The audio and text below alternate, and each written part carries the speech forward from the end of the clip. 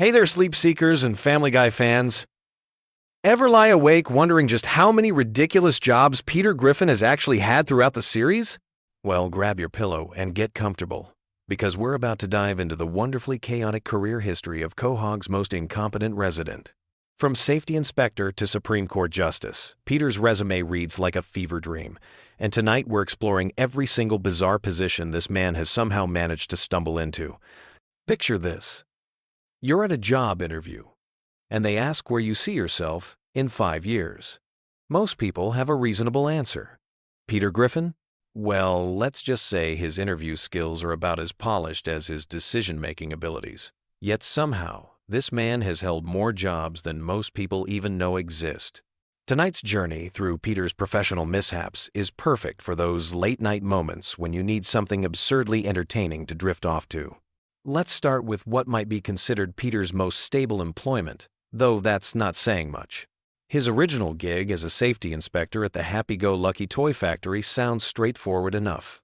Stand around, inspect toys, make sure they're safe for children. Simple, right? Wrong. This is Peter Griffin we're talking about.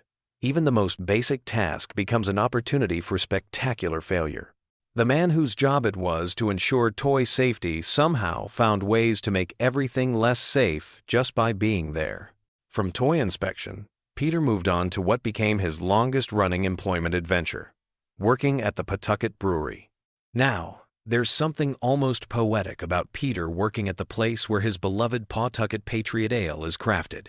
It's like a beer enthusiast getting a job at their favorite brewery, except instead of bringing passion and expertise to the role, Peter brought his unique talent for turning any situation into chaos. On his very first day, he managed to get drunk during work hours, setting the tone for what would become years of questionable workplace behavior. The medical field has also been graced by Peter's presence, though patients probably weren't thrilled about it. During a citywide flu outbreak, when the hospital was desperately short-staffed, Peter volunteered as a nurse. This might seem noble until you discover his approach to medical care. Turns out, Peter had been faking his way through nursing duties because he was afraid of needles. Imagine being sick in the hospital and finding out your nurse has been pretending to give you medication because he's squeamish about basic medical equipment. But Peter's medical career didn't end with nursing. He somehow also worked as a doctor, which raises serious questions about the hospital's hiring practices.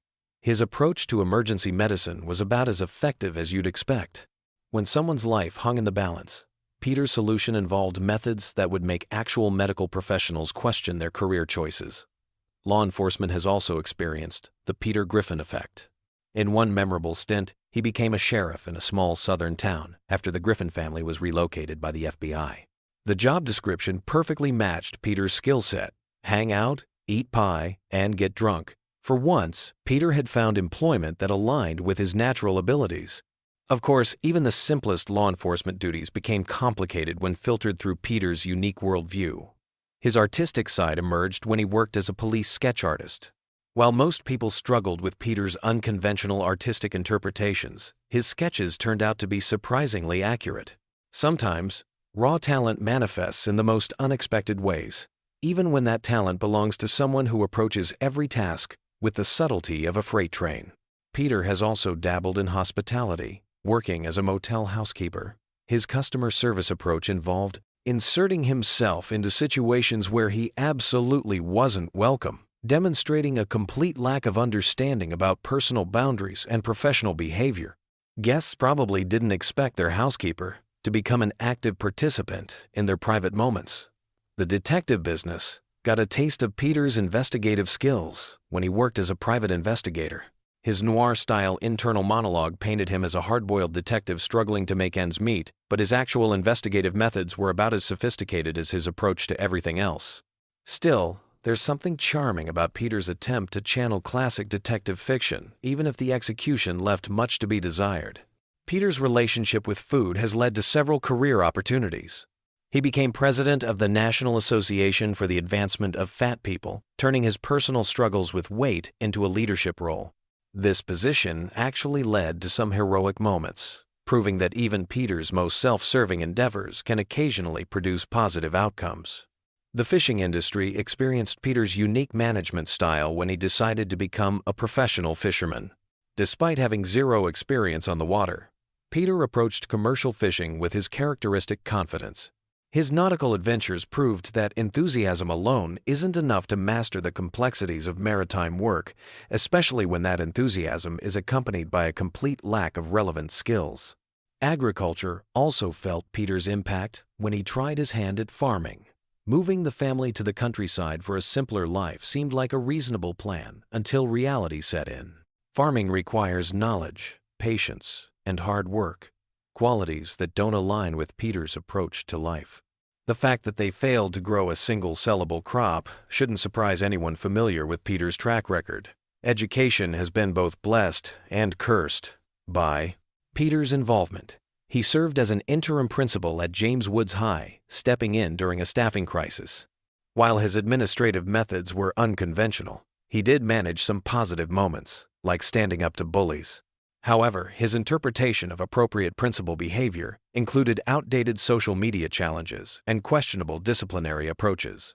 Peter also won a campaign to become school board president, though his victory came through a smear campaign against his own wife. His tenure in educational leadership was marked by the same chaos that characterizes all his endeavors, proving that putting Peter in charge of anything, especially children's education, requires a level of optimism that borders on delusion.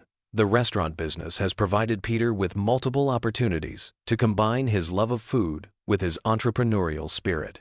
He and Lois opened Big Pete's House of Munch, using money from a valuable coin they discovered. Restaurant ownership taught Peter that loving food and successfully serving it to customers are entirely different skills. The establishment struggled from day one, with Peter's customer service philosophy clashing with basic business principles. Not content with traditional restaurants, Peter also operated a food truck called Eat My Junk. His mobile food service brought his unique culinary vision directly to the streets, complete with creative payment processing methods that probably violated several health and business regulations. The food truck experiment demonstrated that changing venues doesn't necessarily improve outcomes when the fundamental approach remains chaotic. Environmental activism became Peter's focus when he created Gary, the no-trash cougar, a character designed to combat pollution. His environmental education methods were somewhat traumatic for young audiences, proving that good intentions don't automatically translate to effective execution. Sometimes the message gets lost when the messenger approaches their mission with the subtlety of a sledgehammer. Law enforcement experienced Peter's unique perspective again when he volunteered as a cop during a staffing shortage. Giving Peter police powers was probably one of Quahog's more questionable decisions. His interpretation of police work involved creative approaches to evidence handling and suspect interaction that would make actual officers reconsider their career choices. Corporate leadership has also been shaped by Peter's influence. When he temporarily took over as CEO of his father-in-law's company, his business philosophy involved firing experienced executives and replacing them with his drinking buddies. His product development ideas were equally revolutionary, though perhaps not in ways that traditional business schools would recommend. The tobacco industry briefly benefited from Peter's advocacy when he served as president of El Dorado Cigarette Company. His approach to corporate leadership in this role was refreshingly straightforward: show up, sit in the office, and use his position to influence legislation. Sometimes the simplest job descriptions are the most honest. Political service has called upon Peter's talents multiple times.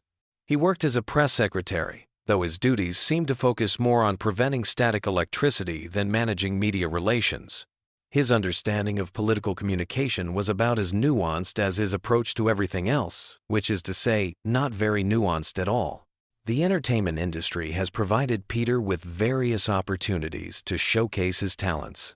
He worked as a Calvin Klein model at some point in his past, proving that even Peter's physical appearance has commercial value under the right circumstances. He's also appeared in television commercials, though his performance skills might not lead to repeat bookings. Military service appears somewhere in Peter's background, though his understanding of combat protocols and chain of command was typically unconventional. His military training focused on identifying friendly forces, a concept he struggled to grasp despite repeated instruction. Telecommunications offered Peter work in telemarketing, though his target demographic was somewhat specialized. His phone skills were about as effective as you'd expect, with customer interaction following his usual pattern of creating confusion where none previously existed. Medical experimentation provided Peter with income opportunities when he volunteered for various research studies. The compensation was decent, though the side effects of participating in multiple experiments simultaneously probably weren't covered in the consent forms he definitely didn't read carefully. The hospitality industry experienced Peter's customer service philosophy when he worked various service positions. His approach to taking orders involved creative interpretations of restaurant terminology that probably confused both customers and kitchen staff. His ability to remember and accurately communicate simple requests was challenged by his tendency to overcomplicate straightforward interactions. Emergency services have been both helped and hindered by Peter's involvement. His stint as a firefighter demonstrated that good intentions and basic safety training don't always combine effectively. Sometimes the person meant to solve the problem becomes part of the problem, especially when that person approaches emergency response with Peter's unique logic. Entertainment production has benefited from Peter's creative vision. He developed television programming with the same innovative approach he brings to everything else. His understanding of audience preferences and production logistics was typically unconventional, resulting in content that probably challenged viewers' expectations in unexpected ways. Transportation services experienced Peter's customer service approach when he worked as an Uber driver. His vehicle, the situation was unconventional, and his interpersonal skills with passengers followed his established pattern of creating memorable experiences for all the wrong reasons. The pharmaceutical industry relied on Peter's expertise when he worked as a pharmacist. His approach to medication distribution and patient consultation demonstrated his unique interpretation of healthcare delivery. Customers probably received more than they bargained for in terms of personalized service. Seasonal employment has provided Peter with opportunities to spread joy as a mall Santa. His interaction with children during the holiday season showcased his gift for making lasting impressions, though not necessarily the kind that parents hope for when they bring their kids to meet Santa. Domestic management became Peter's responsibility when he worked as a house husband.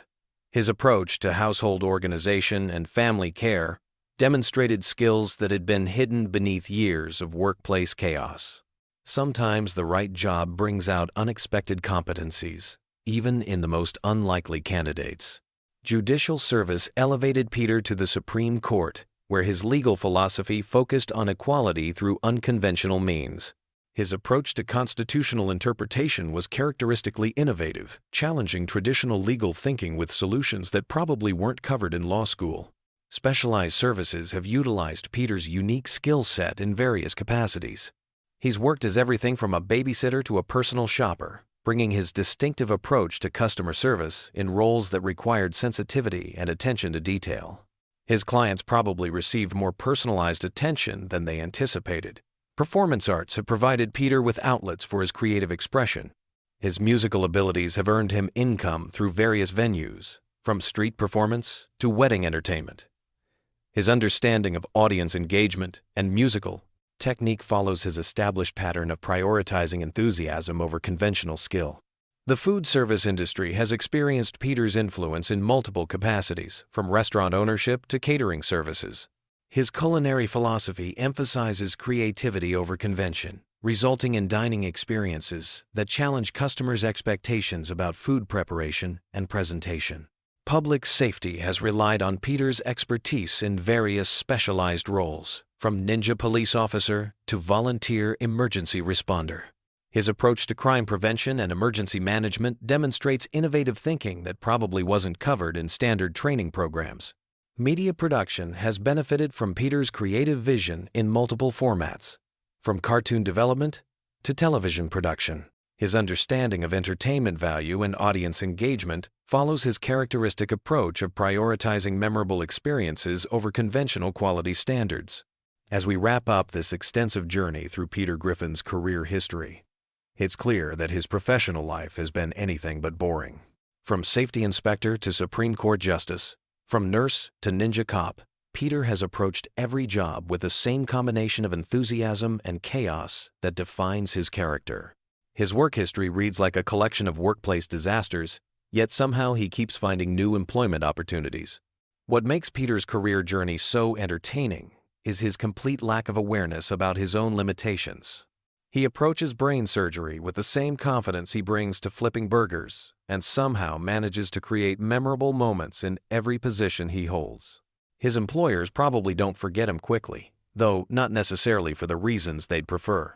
The sheer variety of Peter's employment history suggests either an incredibly diverse skill set or an amazing ability to convince people to hire him, despite obvious red flags. The truth is probably somewhere in between, though the evidence strongly suggests that Peter's interview skills don't accurately represent his job performance capabilities. Tonight, as you drift off to sleep, you can rest easy knowing that somewhere in the animated universe, Peter Griffin is probably starting a new job tomorrow, bringing his unique brand of workplace creativity to yet another unsuspecting industry. His career adventures remind us that sometimes the most entertaining stories come from the most unlikely sources, and that competence isn't always required for memorable employment experiences. Sweet dreams, and remember, no matter how chaotic your own work life gets, it's probably more manageable than Peter Griffin's professional journey through the working world of Quahog and beyond. Ever wondered what happens when you dive deep into the chaotic world of Quahog at 3 in the morning? Tonight we're exploring the most bizarre, hilarious, and downright weird facts about Family Guy that'll keep your mind occupied while you drift off to sleep. From hidden Easter eggs to behind-the-scenes secrets that even longtime fans don't know. This collection of random Family Guy trivia is perfect for those late-night moments when you need something entertaining but not too stimulating. Picture this. You're lying in bed, scrolling through your phone, and suddenly you're wondering about the strangest details from America's most controversial animated family. Well, you're in luck, because we've gathered dozens of fascinating tidbits that reveal just how deep the rabbit hole goes in Seth MacFarlane's animated universe. Let's start with something that might surprise you about the show's origins. Family Guy actually premiered in 1999, making it older than The Sopranos, Lost, and even The Office. But here's the kicker. The show was canceled not once, but twice by Fox. The first cancellation happened in 2002 after 3 seasons, and then again in 2005 after being brought back for a 4th season. What saved it the second time? DVD sales and reruns on Adult Swim were so successful that Fox had no choice but to bring it back permanently. Speaking of cancellations, did you know that the famous episode where Stewie and Brian get locked in a bank vault was actually written as a potential series finale? The writers thought the show might not get renewed, so they created this bottle episode as a way to give fans closure while keeping production costs low. It ended up becoming one of the most beloved episodes in the entire series. Here's something that'll make you appreciate the voice acting even more. Seth MacFarlane voices 4 main characters: Peter, Brian, Stewie, and Glenn Quagmire. But what's really impressive is that he can switch between all these voices seamlessly during recording sessions. The man is basically having conversations with himself for hours at a time. Imagine being in that recording booth and watching him argue with himself as Peter and Stewie. Now let's talk about some hidden details you've probably never noticed. In the opening credits, when the family is sitting on the couch, Stewie is always holding a different object. Sometimes it's a teddy bear, sometimes a ray gun, and occasionally it's something completely random, like a pineapple. The animators change this detail regularly, but it's so subtle that most viewers never pick up on it. The Griffin's address has actually been revealed multiple times throughout the series, but it keeps changing. Sometimes they live at 31 Spooner Street, other times it's 29 Spooner Street. This isn't continuity error. It's an intentional joke about how cartoon families can basically live anywhere the writers need them to live for the sake of a gag. Here's a weird one. Meg's full name is actually Megatron Griffin. This was revealed in one episode as a throwaway joke, but it's technically canon. Her parents named her after the Transformers villain, which honestly explains a lot about why she turned out the way she did. Imagine going through high school with that on your birth certificate. The chicken fights between Peter and Ernie the Giant Chicken aren't just random acts of cartoon violence. They're actually parodies of classic action movie fight scenes. Each fight references different films, from They Live to The Matrix. The writers spend enormous amounts of time choreographing these sequences to match specific cinematic moments frame by frame. Speaking of references, Family Guy holds the unofficial record for most pop culture references in a single animated series. The writers keep a database of potential references organized by category, decade, and obscurity level. They literally have spreadsheets dedicated to tracking which celebrities they've already made fun of, and which ones are still fair game. Here's something about Brian that might change how you see him. His character was originally supposed to be much more of a background character, like a regular family pet who occasionally made sarcastic comments. But Seth MacFarlane enjoyed voicing him so much that Brian evolved into basically being Seth's mouthpiece for political and social commentary. This is why Brian often sounds like he's giving a college lecture. He essentially is. The Conway Twitty cutaways aren't just random musical interludes. They serve a specific purpose in television production. When episodes run short, the writers can insert these musical segments to pad out the runtime without having to animate new scenes or write additional dialogue. It's brilliant efficiency disguised as absurdist humor. Cleveland's house has been destroyed and rebuilt more times than any other location in the series. The writers keep track of this, and it's actually become a running competition among the staff to see who can come up with the most creative ways to demolish Cleveland's property. His house is basically the Kenny McCormick of buildings. Here's a detail about Quagmire that most people miss. His house number is 29, Peter's is 31, and Cleveland's was 33 before he moved away. But Joe's house number has never been consistently established, which has led to fan theories that he doesn't actually own his house and is just perpetually house-sitting for someone else. The famous "Whose line is it anyway" reference where Peter lists random words isn't actually random. Each word was carefully chosen to represent a different category of Family Guy humor. They're basically a roadmap of the show's comedic philosophy, hidden in plain sight. Stewie's accent has gradually changed over the years, from a thick British aristocrat voice to something more American. This wasn't accidental. Seth MacFarlane has said that maintaining the original accent was physically exhausting, so he's slowly been relaxing it as the series progressed. If you go back and watch early episodes, the difference is striking. The Pawtucket Brewery where Peter works is actually based on a real brewery in Rhode Island. The exterior shots are rotoscoped from actual footage of the Narragansett Brewery, though the interior is completely fictional. Local Rhode Islanders often spot familiar landmarks in the background of various episodes. Here's something about the show's animation. The characters' eyes are deliberately drawn to be slightly different sizes. Peter's left eye is always drawn slightly larger than his right, which gives him that perpetually confused expression. This asymmetry was added specifically to make him look more dopey and lovable. The reason death appears so frequently in early seasons is because the writers were originally planning to kill off a main character in every season finale, but Fox executives weren't comfortable with the concept. So death became a recurring character instead of a plot device, which is actually much funnier in hindsight. Lois's maiden name is Pewterschmidt, but her middle name has been given as both Marie and Nicole in different episodes. The writers claim this is intentional, suggesting that Lois has been lying about her middle name for years for reasons that will never be explained. The evil monkey in Chris's closet was originally supposed to be revealed as Chris's imaginary friend, but the writers decided it was funnier if he was completely real and just randomly living in their house. This decision led to one of the series' most beloved recurring characters. Here's something about the show's timeline. The Griffins have been celebrating the same holidays for over 20 years of real time, but they never age. However, the writers occasionally drop hints about the passage of time through background details like changing technology and evolving fashion trends in crowd scenes. The reason Peter's boss, Mr. Weed, died in such a bizarre way, choking on dinner rolls while watching Popeye, was because the writers wanted to establish that anyone could die at any time in the Family Guy universe for completely ridiculous reasons.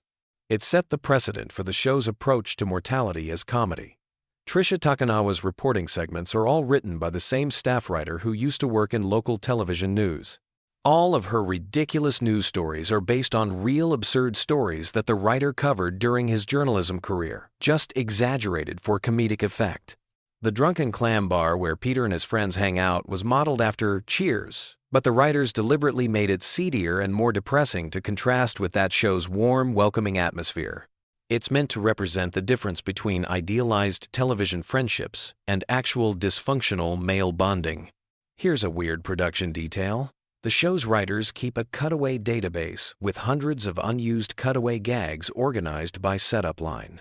If they need a quick cutaway for an episode that's running short, they can search the database by keyword and find something appropriate. Some of these unused cutaways eventually become the basis for entire episodes.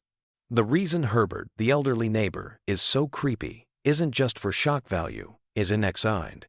His character is actually a commentary on how society often ignores obvious warning signs about predatory behavior. The writers intentionally make him so obviously suspicious that it becomes absurd that no one in the show takes him seriously. Stewie's football-shaped head wasn't originally intentional. Seth MacFarlane was just a poor artist when he created the character, but the distinctive shape became so iconic that when the animation quality improved, they kept the weird proportions on purpose. The show's musical numbers aren't just random, they're specifically written to parody different Broadway and Hollywood musical styles. Each song is crafted to sound like it could come from a specific era of musical theater, from 1930 seconds Hollywood musicals to modern Broadway productions. Here's something about the voice acting. When characters sing, their speaking voice actors don't always do the singing. Several characters have dedicated singing voices who are professional Broadway performers. This is why some characters sound noticeably different when they break into song. The chicken that fights Peter is named Ernie, and he has his own detailed backstory that's never fully explained in the show. According to the writers, Ernie has a family, a mortgage, and a completely normal life outside of his inexplicable rivalry with Peter. His motivations remain mysterious intentionally. Roadhouse is referenced more than any other single movie in Family Guy, appearing in over 30 different episodes in various forms. The writers have said this started as an inside joke because they couldn't believe how seriously the movie takes itself, but it evolved into genuine affection for the film's absurdity. The Conway Twitty segments were actually Seth MacFarlane's way of paying tribute to his grandfather, who was a huge country music fan. MacFarlane has said these moments are among his favorites in the entire series because they remind him of watching old variety shows with his grandfather. Meg's unpopularity isn't just a running gag. It's a deliberate commentary on how middle children often get overlooked in family dynamics. The writers have given her hidden depths that occasionally surface, suggesting she's actually the most emotionally intelligent member of the family despite being constantly ignored. The show's animation style deliberately mimics the look of 1980 seconds Saturday morning cartoons, complete with slightly off-model character designs and limited animation techniques. This was intentional, as MacFarlane wanted the show to feel nostalgic and slightly cheap, like the cartoons he grew up watching. Here's a detail about the opening theme. The lyrics were written to sound like a generic sitcom theme song, but they're actually describing a completely dysfunctional family situation. The cheerful melody masks the fact that the words are talking about how nothing in this family works properly. The reason Family Guy episodes often feel like collections of unrelated sketches is because that's exactly what they are. The writers start with a basic premise and then build around it with whatever random ideas they've been wanting to explore. This approach gives the show its unique, chaotic energy. So there you have it. Dozens of random Family Guy facts to occupy your mind as you drift off to sleep. From production secrets to hidden meanings, the world of Family Guy is far more complex and deliberate than it might appear on the surface. Whether you're a longtime fan or just discovering the show, these little details add extra layers to every rewatch. Sweet dreams. And remember, somewhere in Quahog, Peter Griffin is probably doing something spectacularly stupid, while Stewie plots world domination, and Brian writes terrible novels. The chaos never stops in the Griffin household, and honestly, we wouldn't want it any other way. Picture this. You're lying in bed, eyes heavy, ready to drift off to sleep, but your mind is still buzzing. Maybe you need something to help you unwind, something familiar and comforting that won't keep you too engaged. Well, tonight we're diving into the weird and wonderful world of Family Guy, with some absolutely wild facts that might just be the perfect bedtime companion. These aren't your typical trivia tidbits. We're talking about the kind of behind-the-scenes secrets and bizarre details that make this show the cultural phenomenon it became. Let me start with something that'll blow your mind right away. Did you know that Family Guy was actually canceled not once, but twice? Yeah, you heard that right. The show got the axe in 2002 after just 3 seasons, then came back in 2005, only to get canceled again in 2007. But here's where it gets interesting. The show's resurrection wasn't because of some executive's change of heart or a passionate fan campaign, though those things helped. It was actually because of DVD sales and reruns on Adult Swim that proved the show had a massive audience that networks had completely missed. The numbers were staggering. When Fox looked at the DVD sales figures, they realized they'd made a colossal mistake. The first season DVD became one of the best-selling TV show DVDs of all time, moving over 1 million copies in its first year. Adult Swim was paying Fox millions for the rerun rights, and the ratings were through the roof. It was like discovering you'd thrown away a winning lottery ticket, except you could still fish it out of the trash. But here's something even weirder about the show's cancellation drama.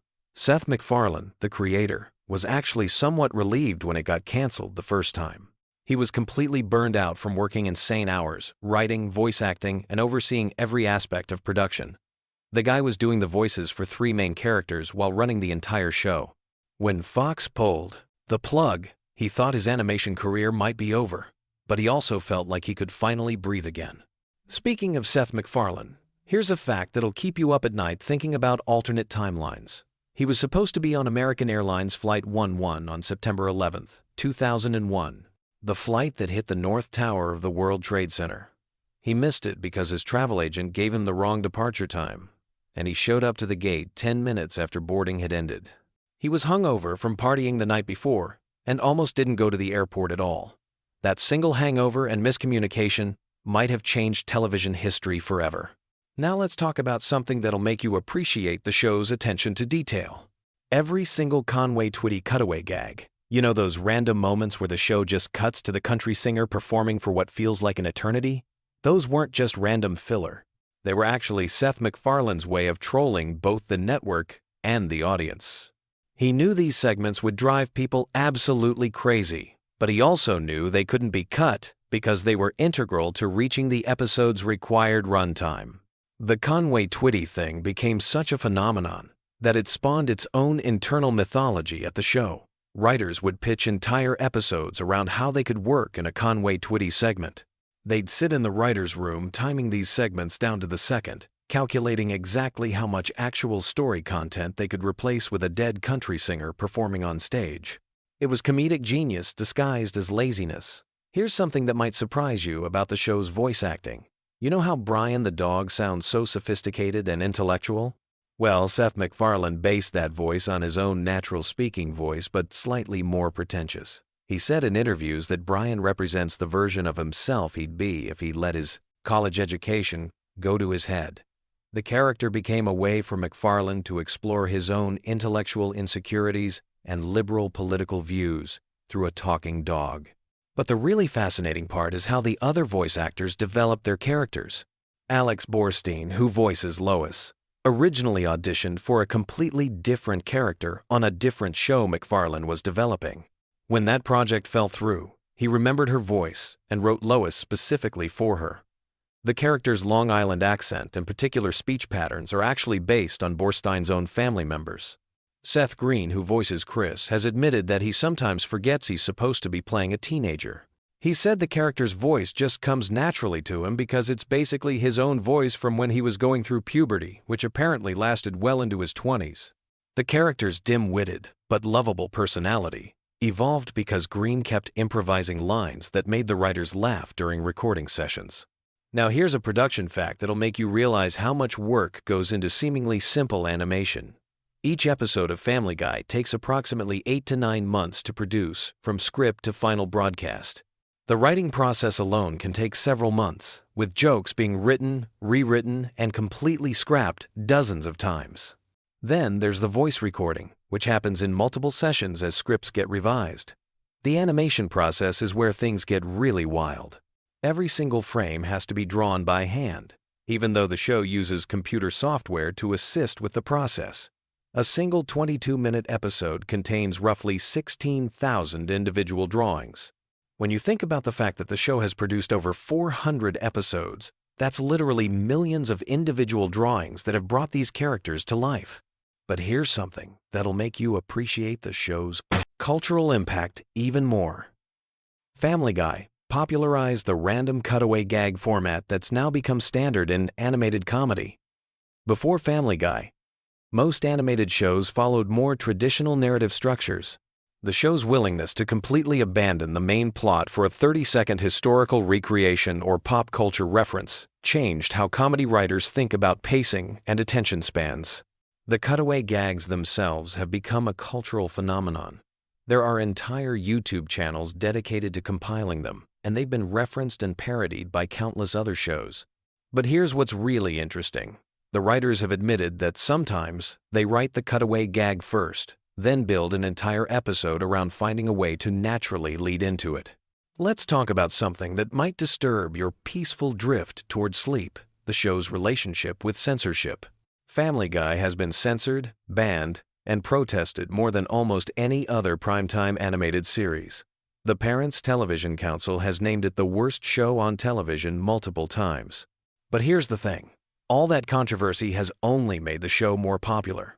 The censorship battles have led to some genuinely creative solutions from the writers.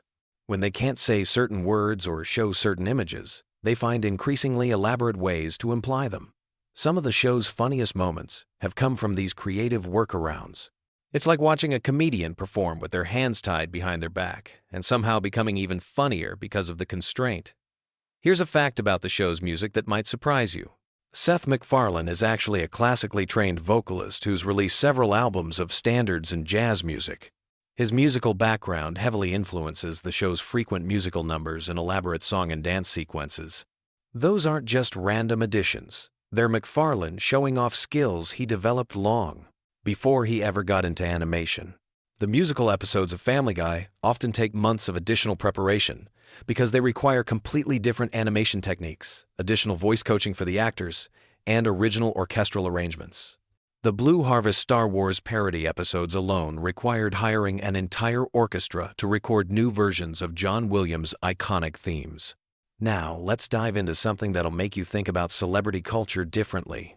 The show's celebrity cameos and parodies have occasionally led to real-world consequences for the celebrities involved. Some stars have embraced being mocked on the show, treating it as a badge of honor. Others have publicly complained or even threatened legal action. But here's what's really fascinating. Some celebrities have specifically requested to be made fun of on Family Guy because they know it'll keep them relevant in pop culture.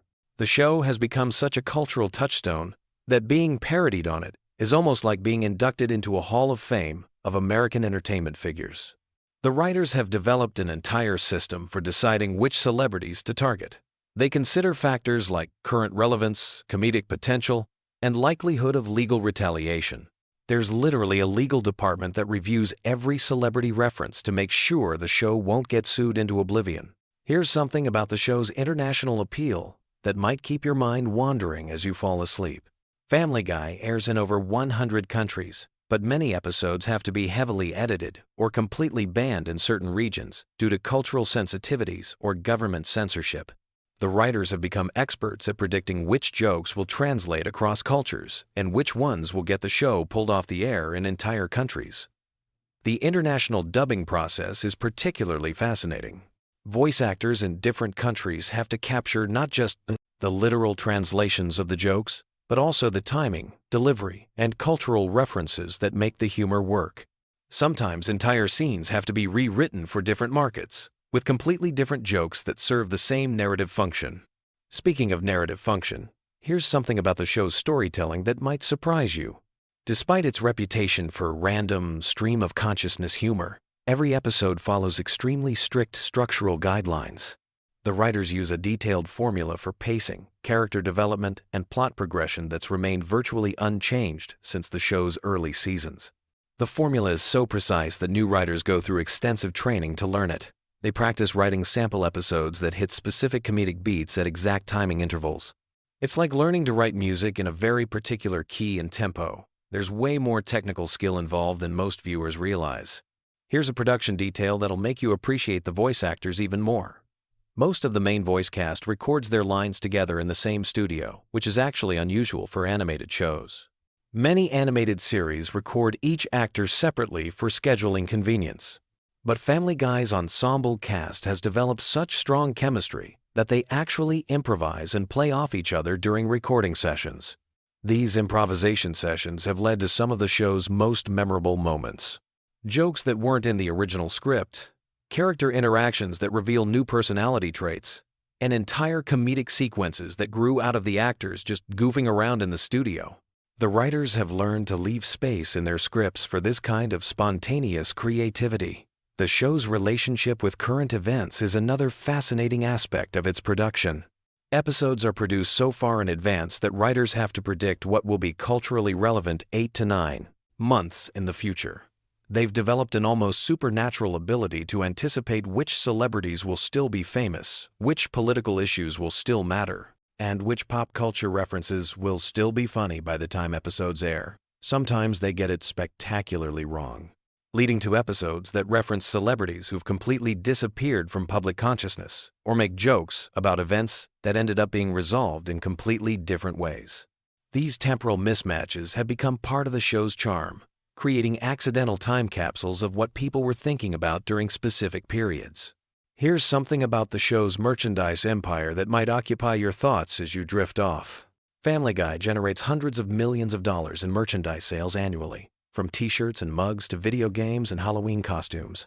The licensing department has to approve thousands of product designs, ensuring that everything maintains the show's comedic voice while being commercially viable. The most successful merchandise items are often the most random ones. Stewie's football head design became a best-selling plush toy. Brian's martini glass became a popular bar accessory. Peter's chicken fight with Ernie became an entire line of action figures. These products have introduced the show to audiences who might never watch it on television. As we wind down our journey through the bizarre world of Family Guy facts, here's one last thing to ponder as you close your eyes. The show has fundamentally changed how we consume comedy. It's trained an entire generation of viewers to expect rapid-fire jokes, constant pop culture references, and narrative structures that can pivot in completely unexpected directions at any moment. This influence extends far beyond television. You can see Family Guy's impact in internet memes, social media humor, and even in how people tell stories in everyday conversation. The show's cutaway gag structure has become a template for how we process and share information in the digital age. Those random tangents and seemingly unrelated references, they're everywhere now, from Twitter threads to TikTok videos.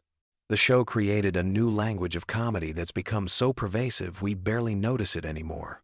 When someone starts telling a story, then suddenly pivots to a completely unrelated memory that somehow connects back to the original point, they're unconsciously using a Family Guy narrative structure.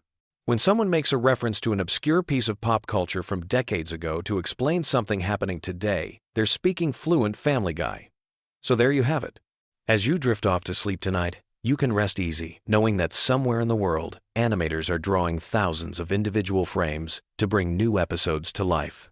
Voice actors are improvising lines that will make millions of people laugh, and writers are crafting jokes that will still be quoted years from now. The strange, wonderful, chaotic world of Family Guy continues to evolve, one random cutaway gag at a time. Sweet dreams. And remember, if you find yourself having weird dreams about talking dogs, evil babies, or inexplicably long Conway Twitty performances, you'll know exactly where those images came from. The show that changed comedy forever has probably infiltrated your subconscious too, joining the ranks of viewers who've been shaped by its unique brand of organized chaos. Picture this. You're settling in for a cozy night, getting ready to drift off into dreamland, but instead of counting sheep, how about we count some truly wild facts about one of television's most unpredictable animated families?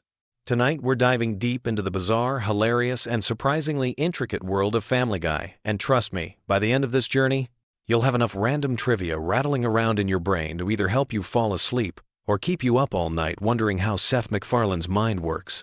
Let's start with something that might surprise you about the show's origins. Family Guy almost never existed in the form we know today. Back in the late 90s, Seth MacFarlane was working at Hanna-Barbera, the legendary animation studio behind classics like The Flintstones and The Jetsons. He created a short film called The Life of Larry for his thesis project at the Rhode Island School of Design, which featured many of the characters who would eventually become the Griffin family. The short was so impressive that it caught the attention of Fox executives, but here's where it gets interesting.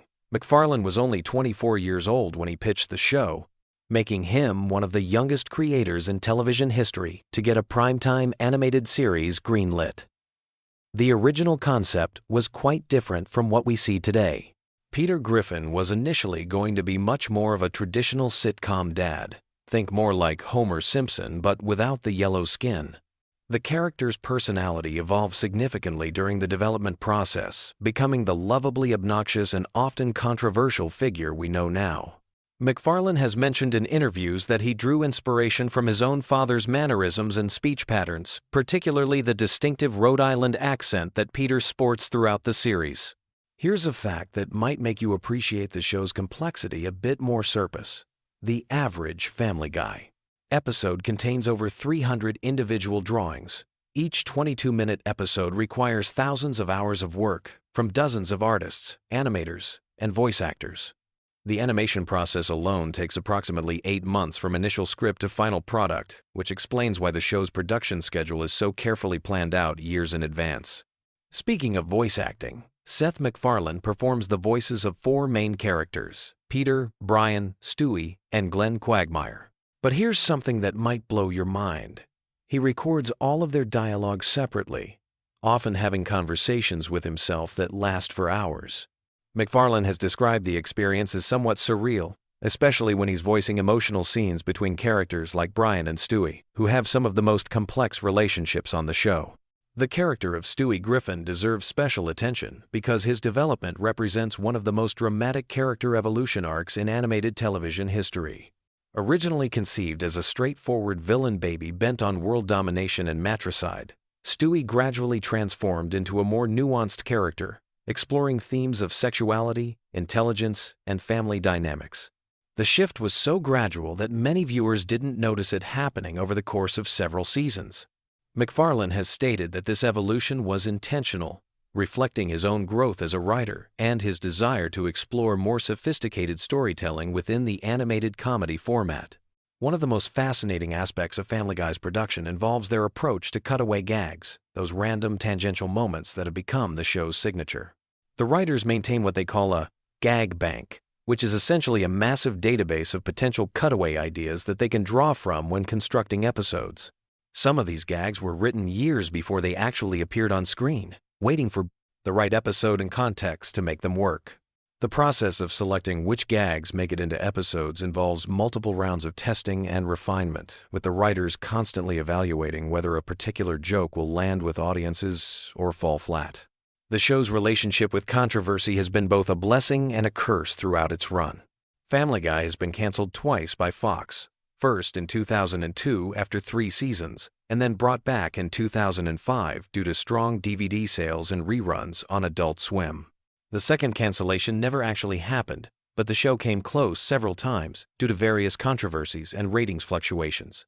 What's interesting is that many of the episodes that generated the most controversy also ended up being some of the most popular, suggesting that the show's willingness to push boundaries is intrinsically linked to its success. The voice acting ensemble deserves recognition for their incredible consistency and chemistry. Alex Borstein, who voices Lois, actually auditioned for the role while she was performing in the sketch comedy group MAD-TV.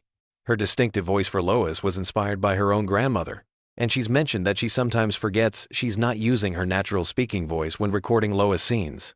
Mila Kunis, who voices Meg, was only 14 years old when she started on the show, making her one of the youngest voice actors to land a major role in prime-time animation.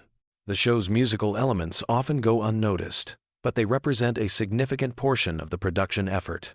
Family Guy features more original music than most animated series, with MacFarlane himself composing many of the songs and musical numbers.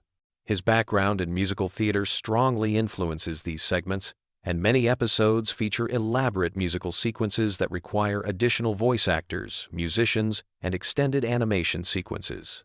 The episode Road to the Multiverse alone featured over 40 different animation styles and required nearly double the typical production time.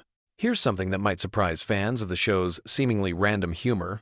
Family Guy episodes are actually meticulously structured according to classical comedy writing principles. Each episode follows a 3-act structure with carefully planned pacing and timing. The cutaway gags aren't randomly inserted. They're strategically placed to provide relief from main plot tension or to enhance particular jokes. The writers spend considerable time in the editing process, adjusting the timing of these elements to maximize comedic impact. The show's impact on popular culture extends far beyond television.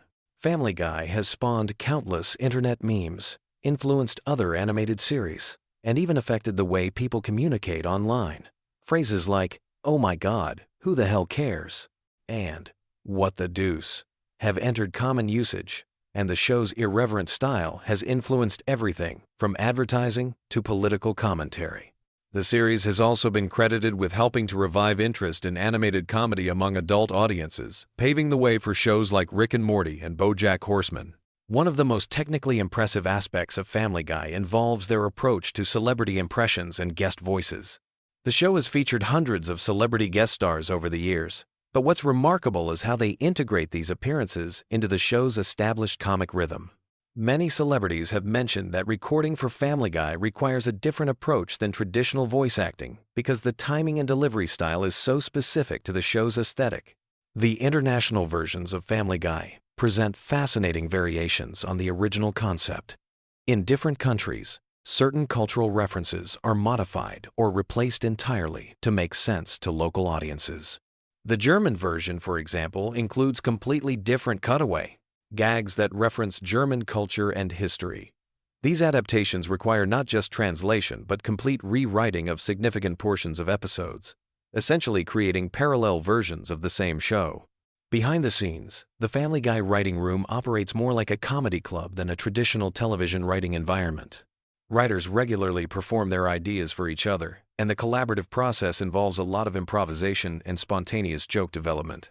McFarlane has described the experience as one of the most creatively fulfilling aspects of producing the show, and many writers who have worked on Family Guy have gone on to create their own successful comedy series. The show's approach to social commentary often flies under the radar because it's wrapped in such outrageous humor. Many episodes tackle serious subjects like politics, religion, and social justice, but they do so through such an absurdist lens that the commentary becomes almost subliminal. This technique allows the show to address controversial topics while maintaining its primarily comedic focus, though it also means that viewers can interpret the show's messages in wildly different ways. Family Guy's influence on animation technology shouldn't be overlooked either. The show was among the first animated series to extensively use digital animation techniques, and their production pipeline has been studied and emulated by animation studios worldwide. The efficiency of their animation process allows them to produce episodes more quickly than many competing shows, which is part of why they've been able to maintain such a consistent release schedule for so many years.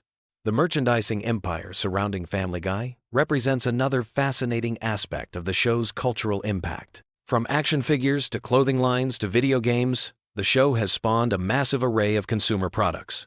What's interesting is how these products often feature jokes and dusgly references that only hardcore fans would understand, creating multiple tiers of engagement with the show's content. The show's relationship with censorship provides insight into how television content standards have evolved over the past 2 decades. Early episodes of Family Guy pushed boundaries that were considered quite shocking at the time, but many of those same jokes would barely register as controversial today. The series has served as a kind of barometer for changing social attitudes about humor, language, and acceptable content on television. Looking at Family Guy's longevity, it's remarkable that a show built around such seemingly random humor has maintained relevance for over 2 decades. Part of this success stems from the flexibility of the format, NEN, because the show isn't tied to realistic character development or consistent continuity. It can adapt to changing cultural contexts much more easily than traditional sitcoms. Characters can be completely different from episode to episode without breaking the show's internal logic. The voice recording process for Family Guy involves some unique challenges that most animated shows don't face. Because so many characters are voiced by the same actors, recording sessions often require complex scheduling to allow for quick character switches. McFarlane, in particular, has developed techniques for rapidly shifting between his different character voices, sometimes switching between Peter and Brian mid-sentence during recording sessions. Family Guy's impact on comedy writing extends beyond animation into live-action television and film. Many comedy writers cite the show's fearless approach to offensive humor and its willingness to commit fully to absurd premises as influential in their own work. The show's success proved that audiences were hungry for comedy that didn't follow traditional rules about likability or moral messaging. The technical aspects of producing Family Guy's signature visual style involve more complexity than might be immediately apparent. The seemingly simple character designs actually require precise consistency across hundreds of artists working on each episode.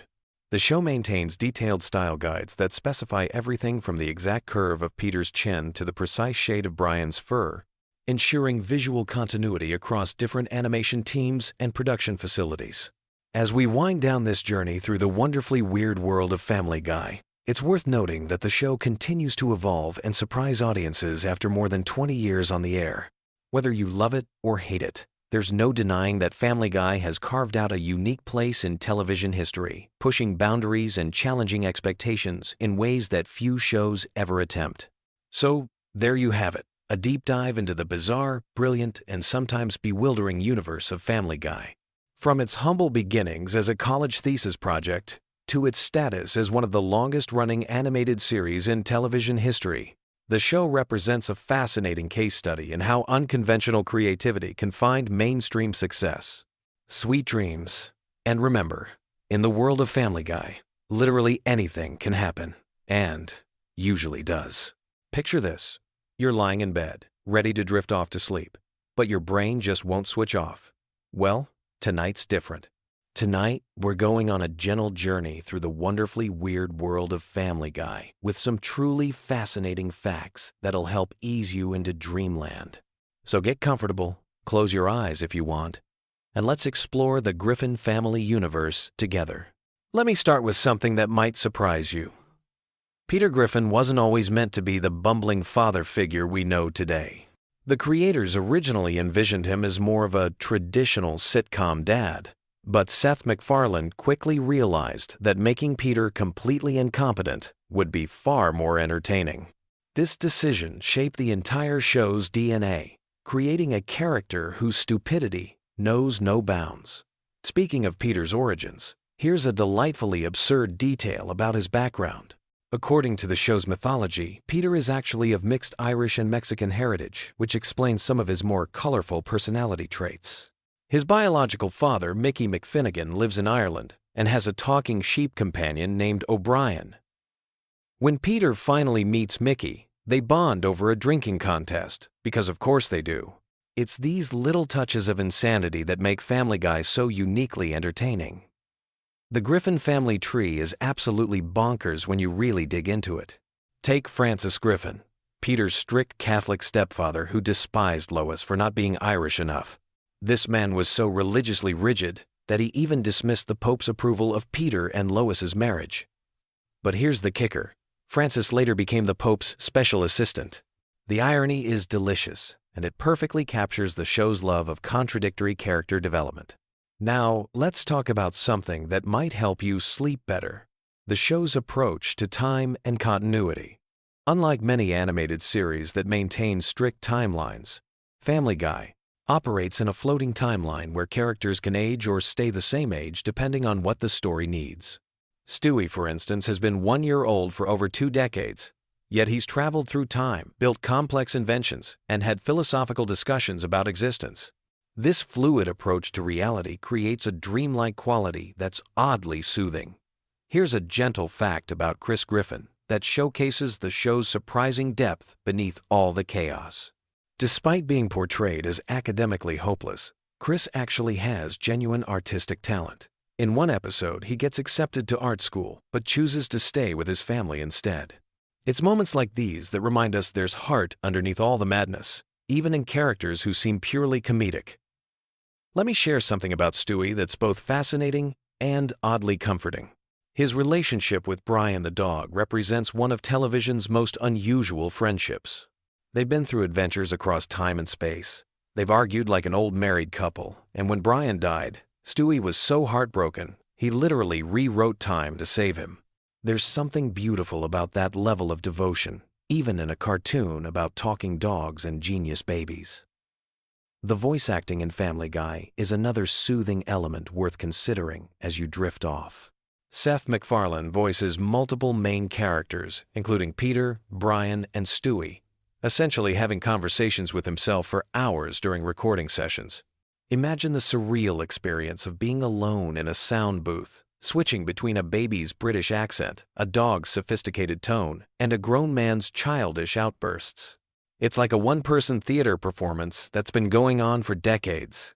Here's something wonderfully absurd about the show's background characters.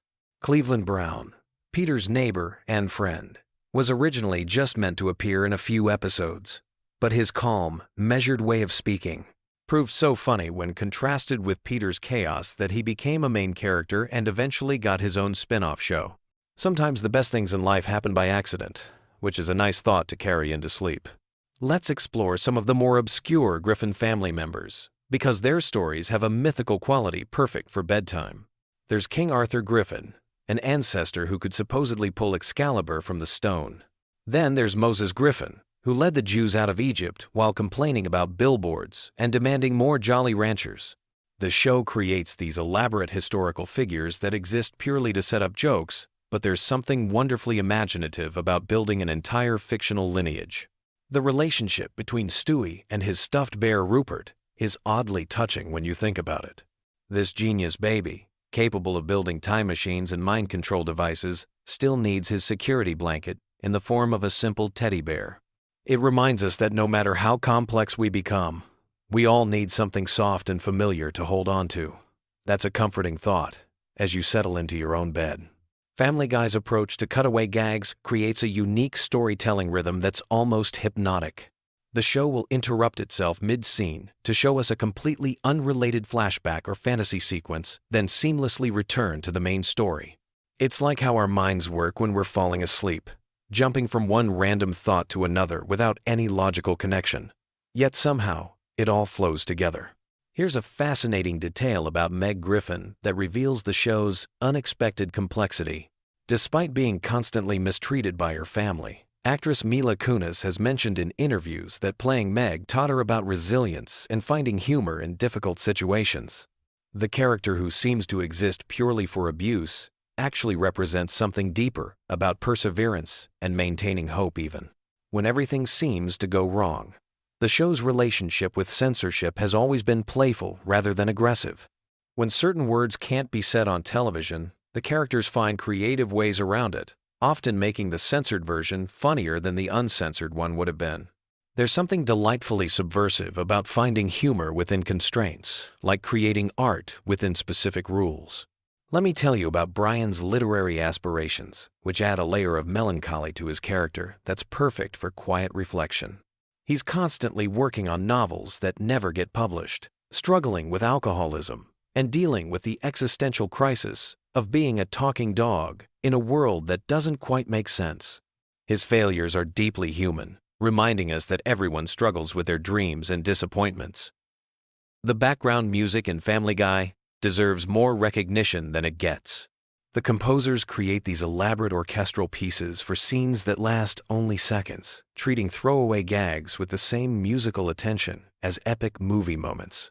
There's something beautiful about that level of craftsmanship being applied to the most ridiculous situations imaginable. Quagmire's house being right next to the Griffins creates an interesting dynamic that's been running for over 20 years. These neighbors, who are simultaneously friends and enemies, who know each other's secrets but continue to be surprised by each other's actions. It's like a very slow, very weird sitcom relationship that unfolds over decades rather than seasons. The show's treatment of death is uniquely casual and somehow comforting because of it. Characters die and come back regularly. Time gets rewritten, and consequences are often temporary. In a world where permanence can feel overwhelming, there's something soothing about a universe where mistakes can be undone and second chances are always available. Here's something about the show's animation style that contributes to its dreamlike quality.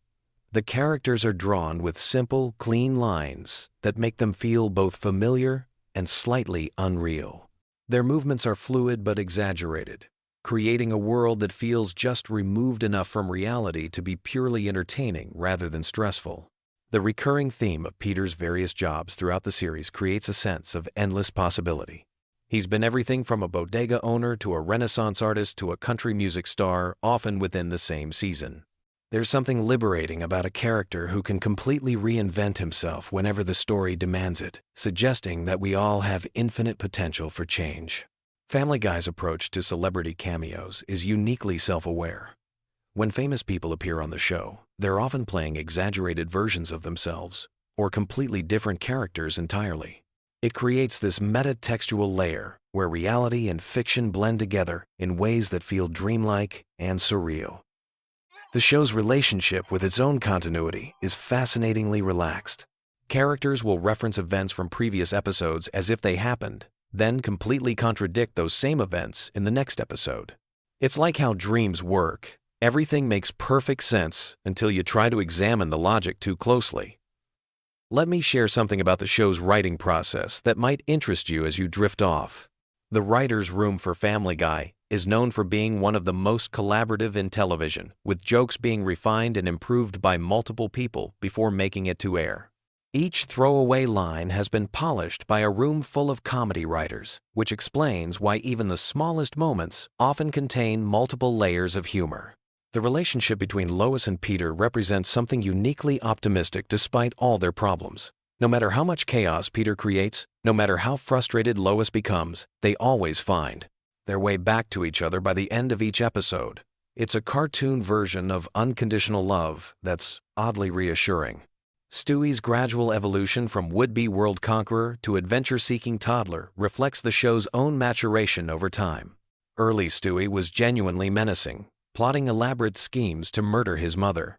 Modern Stewie is more interested in friendship and exploration. It's like watching a character literally grow up, even though he's technically stayed the same age. The show's use of musical numbers creates these unexpected moments of pure joy in the middle of chaotic episodes. Characters will suddenly break into elaborate song and dance routines that rival professional Broadway productions, then immediately return to the mundane problems of suburban life. These musical interludes feel like shared dreams where anything is possible. Family Guy's approach to social commentary is gentle rather than preachy, which makes it perfect bedtime viewing. The show addresses serious topics through the lens of absurd situations, making complex issues feel manageable rather than overwhelming. It's comedy as comfort food, nourishing without being heavy. The longevity of the show itself is something worth contemplating as you prepare for sleep. Family Guy has been on television for over 2 decades, meaning that some viewers have literally grown up with these characters. There's something deeply comforting about having fictional friends who are always there, always ready to entertain you, no matter what's happening in your real life. Brian's death and resurrection storyline remains one of the most emotionally powerful moments in the show's history. When the writers temporarily killed off the beloved character, the fan reaction was so intense that they brought him back within a few episodes. It demonstrated that beneath all the irreverence and chaos, people genuinely care about these animated characters as if they were real friends and family members. The show's treatment of mundane activities, like grocery shopping, going to work, or sitting in traffic, transforms everyday boredom into comedic gold.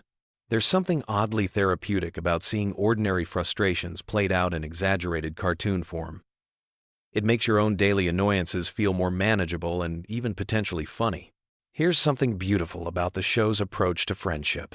Peter's relationship with his drinking buddies at the Drunken Clam represents a very specific type of male bonding, sitting around, talking about nothing important, and just enjoying each other's company.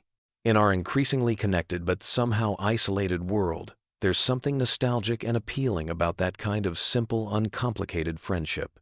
The show's relationship with its own past creates interesting layers of nostalgia. Characters will reference things that happened in earlier seasons as if they were childhood memories, creating this sense of shared history between the audience and the fictional characters. It's like having old friends who remember the same funny stories you do.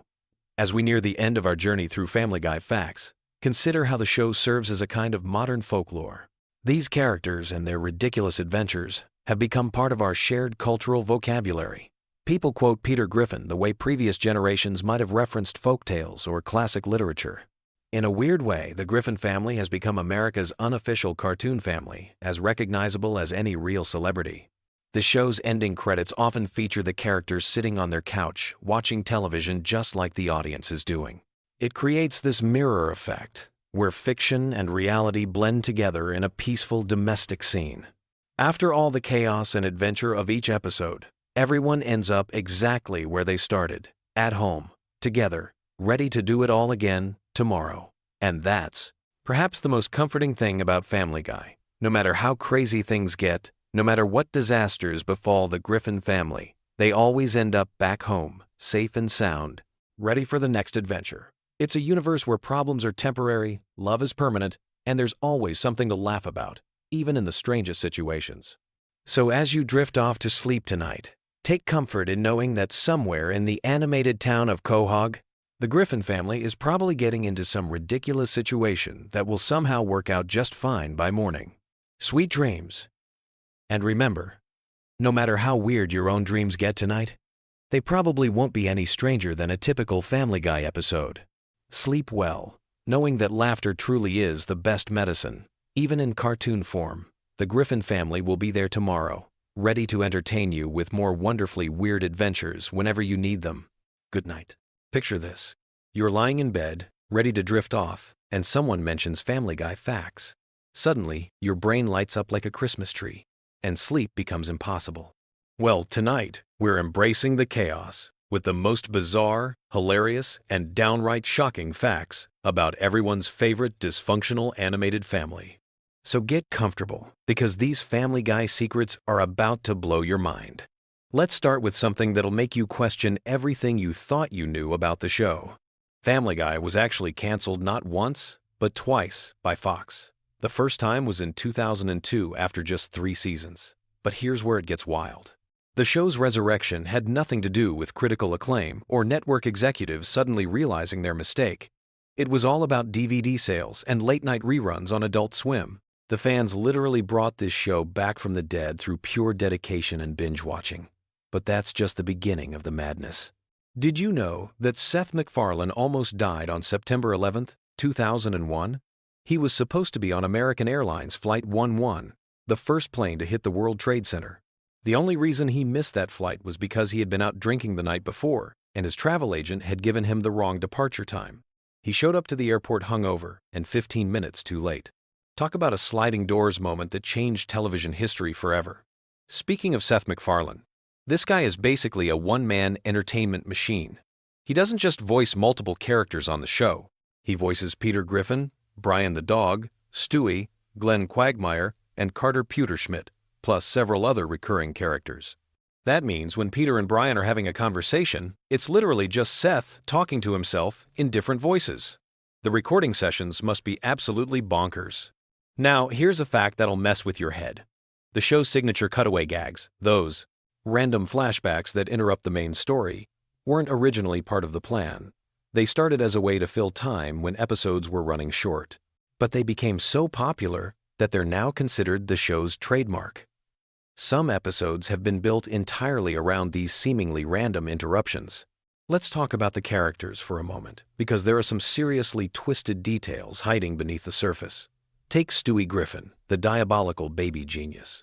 His character was originally inspired by the child character from the British sitcom The Onedin Line, but with a much darker twist.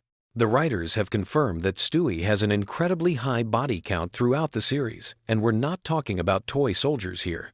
In various episodes, Stewie has eliminated family members, strangers, celebrities, and even historical figures. There was that time he burned down a playhouse with children inside because he caught his girlfriend cheating. Then there's the episode where he takes out a prostitute with a sniper rifle for absolutely no reason other than target practice. And let's not forget when he dressed up as Santa and traumatized an entire family on Christmas morning, leaving behind what can only be described as a holiday horror scene. But Stewie's kill count gets exponentially more insane when you factor in his partnership with Penelope, his equally psychotic girlfriend. Together, they embarked on a global destruction spree that included bombing the Great Wall of China, destroying the Eiffel Tower, and creating a tidal wave that wiped out Copenhagen. When you add up all the casualties from their international terrorism campaign, we're talking about millions of victims. This baby character has technically committed genocide multiple times. The really disturbing part is how casually the show treats these mass casualty events. They're played for laughs, but when you actually sit down and think about the implications, Stewie, Griffin might be one of the most prolific fictional killers in television history. And he's supposed to be a 1-year-old baby. Moving away from the murder and mayhem, let's dive into some behind-the-scenes secrets that are equally fascinating. The show's animation style has evolved dramatically over the years, but not always in ways you'd expect. The early seasons were animated using traditional cell animation techniques, but the show switched to digital animation in later seasons. However, they deliberately kept certain imperfections in the animation to maintain that slightly rough, hand-drawn aesthetic that fans loved. Here's something that'll surprise you about the voice acting. Several major celebrity guest stars have appeared on the show, but many of them recorded their lines over the phone or via video call. This means some of your favorite celebrity cameos were literally phoned in. Quite literally. The production team became masters at making these remote recordings sound like they were recorded in the same studio as the main cast. The show's musical numbers are another hidden gem of complexity. Seth MacFarlane, being a professional singer himself, often performs the songs live with a full orchestra. Those elaborate musical sequences you see in episodes aren't just animated afterthoughts. They're often recorded with full big band arrangements, complete with brass sections and professional backup singers. The amount of production value that goes into a 3-minute cartoon musical number rivals what you'd see in actual Broadway shows. But here's where things get really weird with the show's continuity. Family Guy exists in a universe where almost anything can happen, and the writers take full advantage of this freedom. Characters die and come back to life regularly. The family has traveled through time, met their alternate universe selves, and even broken the fourth wall to acknowledge that they're cartoon characters. This narrative flexibility allows for some truly bizarre storylines that would be impossible in live-action television. One of the most mind-bending aspects of the show is how it handles character development, or rather, how it deliberately avoids it. Unlike most long-running series where characters grow and change over time, Family Guy operates on what's essentially a reset button philosophy. No matter what happens in an episode, everyone goes back to their baseline personalities by the next episode. This means Peter can learn valuable life lessons, die, get married again, become president, or transform into a completely different person, and none of it matters the following week. This approach extends to the show's relationship with its own mythology. Remember when Brian died and was replaced by a new dog named Vinny? The fan outrage was so intense that the writers brought Brian back to life just a few episodes later. But rather than pretend the death never happened, they incorporated the resurrection into the show's time travel mythology. It's this kind of meta-storytelling that keeps fans constantly guessing about what's real and what's just another throwaway gag. The cultural impact of Family Guy extends far beyond just being a popular cartoon. The show has influenced internet meme culture in ways that most people don't even realize. That "oh no" chicken fight scene between Peter and the giant chicken has become a template for depicting extended, over-the-top cartoon violence. The "it insists upon itself" quote about The Godfather has become shorthand for pretentious film criticism. And don't even get me started on how many internet arguments have been settled by simply posting a Family Guy cutaway gag. But perhaps the most fascinating aspect of the show is how it serves as a time capsule for American pop culture over the past 2 decades. Episodes from the early 2000s are filled with references to celebrities, movies, and cultural phenomena that were huge at the time but have since been forgotten. Watching old episodes is like taking a trip through a museum of pop culture history, complete with all the embarrassing fashion choices and forgotten scandals. The show's approach to controversial topics has always been deliberately provocative. The writers seem to take a perverse pleasure in pushing boundaries and seeing how far they can go before someone complains. But here's the thing that's often overlooked. Beneath all the shock value and offensive humor, the show actually has a surprisingly progressive worldview on many social issues. It just packages that progressivism in such outrageous wrapping that people miss the actual message. Take the character of Brian, the family dog. On the surface, he's just a talking dog who drinks martinis and has pretensions of being an intellectual. But Brian often serves as the show's moral compass, calling out the other characters when they do terrible things. His relationship with the family, particularly with Stewie, represents some of the show's most genuine emotional moments. When Brian temporarily died, the fan reaction wasn't just about losing a funny character. People were genuinely heartbroken because Brian represented the heart of the show. The animation team behind Family Guy has developed some truly innovative techniques over the years. Those elaborate fight scenes, particularly the ones involving Peter and the giant chicken, require months of planning and animation work. The sequences are choreographed like actual action movies, with careful attention paid to pacing, camera angles, and dramatic timing. The fact that all this effort goes into animating a man fighting a poultry mascot is both absurd and oddly impressive. Here's a production secret that most fans don't know. The show's writers often create multiple versions of controversial jokes, starting with the most extreme version and then gradually toning it down until they find something that Fox will actually allow on television. This means, for every outrageous joke that makes it into an episode, there are probably 3 or 4 even more outrageous versions sitting in a file somewhere. The merchandising empire built around Family Guy is absolutely massive. There are Family Guy branded everything from coffee mugs to car accessories to clothing lines. But the most surprising merchandising success has been Stewie Griffin baby products. Yes, parents are apparently comfortable decorating their nurseries with imagery of a homicidal infant genius. The irony is probably lost on most consumers, but it's definitely not lost on the show's creators. One aspect of the show that deserves more recognition is its musical sophistication. Seth MacFarlane's background as a professional musician shows up constantly in the series. The show regularly features complex musical arrangements, sophisticated harmonies, and genre pastiche that demonstrates a deep understanding of American musical traditions. When Family Guy does a musical number, it's not just a cartoon singing a silly song, it's often a legitimate piece of musical entertainment that could stand on its own. The show's relationship with censorship has always been complicated. While Fox allows Family Guy to get away with content that would never fly on network television during prime time, the show still operates under certain restrictions. The writers have become masters at implying things they can't show directly. Sometimes the most shocking moments happen entirely off-screen, letting your imagination fill in the disturbing details. This brings us to one of the most interesting aspects of Family Guy's comedy philosophy. The show doesn't just break the fourth wall occasionally, it demolishes the fourth wall completely and then rebuilds it just so it can break it again. Characters regularly acknowledge that they're in a television show, comment on their own animation style, and even complain about changes in their voice actors. This level of meta humor was revolutionary when the show started, and it's still pushing boundaries today. The international versions of Family Guy are fascinating studies in cultural adaptation. Different countries have had to handle the show's content in wildly different ways. Some countries censor entire episodes, while others rewrite dialogue completely to make cultural references more relevant to local audiences. There are probably versions of Family Guy exist where the characters are having completely different conversations while their mouths move to the original English dialogue. As we wrap up this deep dive into Family Guy's bizarre universe, it's worth reflecting on why these facts are so compelling. There's something oddly comforting about learning the secrets behind a show that's designed to be completely unpredictable. Even when Family Guy is at its most chaotic and nonsensical, there are real people behind the scenes making deliberate, creative choices, putting enormous effort into crafting these moments of animated insanity. The show has managed to maintain its relevance for over 2 decades by constantly evolving while never losing its core identity. It's simultaneously one of the most juvenile shows on television and one of the most sophisticated pieces of pop culture commentary ever created.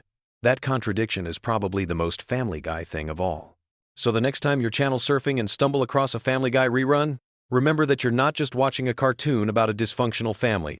You're experiencing a complex piece of entertainment that represents millions of hours of creative work, countless cultural references, and enough behind-the-scenes drama to fill several seasons of reality television.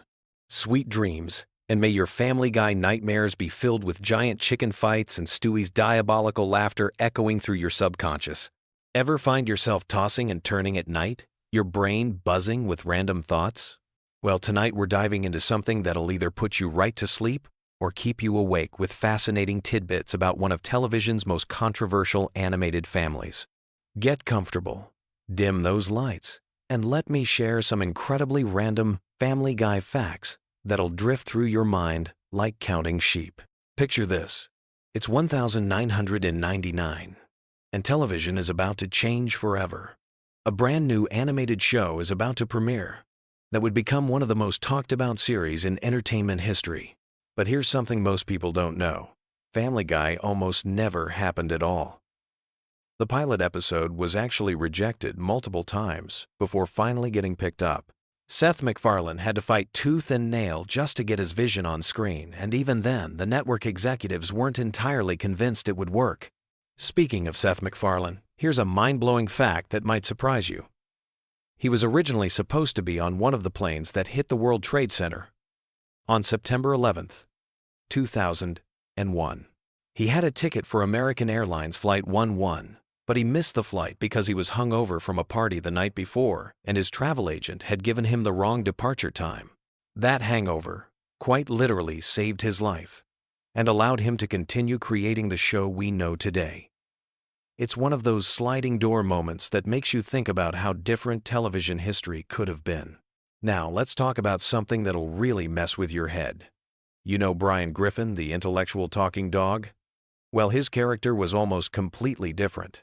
In the original concept, Brian was going to be much more dog-like, basically just a regular pet who occasionally made witty observations.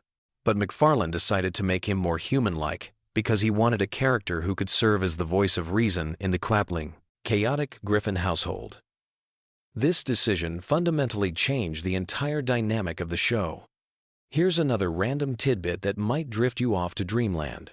The famous chicken fights between Peter and Ernie the Giant Chicken weren't originally planned to become recurring segments. The first chicken fight was just supposed to be a one-off gag in Season 2. But the animators had so much fun creating the elaborate fight sequence that they decided to bring it back again and again. These fights became so popular that they're now considered one of the show's signature elements, even though they started as basically an inside joke among the production team. You know those cutaway gags that Family Guy is famous for? The ones that start with, "This is worse than that time when," or "Remember when?" Well, here's something fascinating about how they came to be. MacFarlane got the idea from old variety shows and comedy sketches he watched as a kid. He wanted to create something that felt like channel surfing, where you'd suddenly jump to a completely different scene or time period without warning. The writing team actually keeps a massive database of potential cutaway gags, and they have hundreds of unused ideas just sitting there waiting for the right episode. Let me tell you about something that happened during the show's darkest period. When Family Guy was canceled in 2002 after just 3 seasons, something unprecedented occurred. The show's reruns on Adult Swim became so popular that they actually brought in higher ratings than most news shows on primetime television. This had never happened before in television history. A canceled show was literally outperforming current programming just through reruns. The DVD sales were breaking records too, which ultimately convinced Fox to bring the show back from the dead. This revival made Family Guy one of the first major television shows to be brought back purely because of fan demand and aftermarket success. It changed how networks think about canceled shows and basically created the template for how fan campaigns could save their favorite programs. Pretty remarkable when you think about how social media wasn't even a factor back then. This was all done through word of mouth, online forums, and DVD purchases. Here's a random fact about Stewie Griffin that might surprise you. His distinctive football-shaped head wasn't originally designed that way. The early character sketches showed him with a more traditionally round baby head. But MacFarlane kept adjusting the proportions, making the head more and more elongated because he thought it made Stewie look more sinister and alien-like. The final design was actually inspired by the shape of a rugby ball, which MacFarlane thought gave Stewie a more intellectual, almost extraterrestrial appearance. Speaking of Stewie, his accent is another interesting story. MacFarlane originally performed the character with a standard American accent, but during recording sessions, he started experimenting with different voices. The posh British accent that became Stewie's trademark was actually inspired by Rex Harrison's performance as Professor Higgins in My Fair Lady. MacFarlane thought the sophisticated accent would create a funny contrast with Stewie being just a baby, and it became one of the character's most distinctive features. Now here's something that'll really blow your mind about the show's production process. Each episode of Family Guy takes approximately 8 to 10 months to complete from start to finish. That means the episodes you're watching tonight were actually being worked on almost a year ago. The animation process is incredibly complex, with each episode requiring hundreds of individual drawings and countless hours of voice work, sound design, and editing. It's like a massive assembly line that never stops moving. The voice acting sessions are pretty fascinating too. Unlike many animated shows where actors record their Borges lines separately, the Family Guy cast often records together in the same room. This creates more natural conversations and allows the actors to play off each other's energy. Seth MacFarlane voices 4 main characters, Peter, Brian, Stewie, and Quagmire, and he often has to have conversations with himself, switching between voices mid-sentence. The other actors say it's both impressive and slightly disturbing to watch. Here's a random detail about the show's animation style. The characters are deliberately drawn with simple, clean lines because MacFarlane wanted them to be easy to animate quickly. This was partly a practical decision. More complex designs would have made production much more expensive and time-consuming. But it also gave the show a distinctive look that set it apart from more detailed animations like The Simpsons. The simplicity actually became part of the show's charm. Let's talk about something that happened behind the scenes during the show's peak years. The writing room had a very specific creative process that sounds almost ritualistic. Every morning, the writers would gather and pitch random ideas, no matter how weird or nonsensical they seemed. These brainstorming sessions could last for hours, with writers building on each other's ideas and creating increasingly elaborate scenarios. Many of the show's most memorable moments came from these spontaneous creative explosions. Here's something about the show's cultural impact that's pretty remarkable. Family Guy has been translated into dozens of languages and airs in over 100 countries worldwide. But here's the interesting part. Different countries have different censorship standards, so episodes are often edited differently depending on where they're broadcast. Some countries remove certain religious references, others cut violent scenes, and some even change dialogue to make cultural references more relevant to local audiences. The merchandising aspect of Family Guy is another fascinating rabbit hole. The show has spawned everything from action figures to breakfast cereals to mobile games, but one of the most successful merchandise lines has been the talking Stewie dolls, which were initially rejected by toy companies because they thought parents wouldn't want their children playing with a toy that made sarcastic and sometimes inappropriate comments. When they finally got produced, they became one of the best-selling animated character toys of the early 2000s. Let's drift into some trivia about the show's music. Family Guy features more original songs than most animated series, and many of them have become surprisingly popular. The song Shapoopy from the episode Mission Impossible actually led to increased sales of the original 1957 Broadway recording. Seth MacFarlane's love of classic American standards heavily influences the show's musical choices, and he often uses the characters to perform songs from the Great American Songbook. Here's something that might help you fall asleep. The show's approach to continuity is intentionally loose and dreamlike. Unlike shows that maintain strict chronological order and character development, Family Guy treats each episode almost like a separate universe. Characters die and come back, relationships reset, and events from previous episodes are often ignored completely. This was a deliberate creative choice to give writers maximum freedom to tell whatever story they wanted without being constrained by what happened before. The show's relationship with controversy has always been complex and evolving. What started as boundary-pushing humor that felt fresh and daring gradually shifted over the years, sometimes crossing lines that made even longtime fans uncomfortable. The writers have acknowledged this evolution, often using the show itself to comment on its own controversial moments.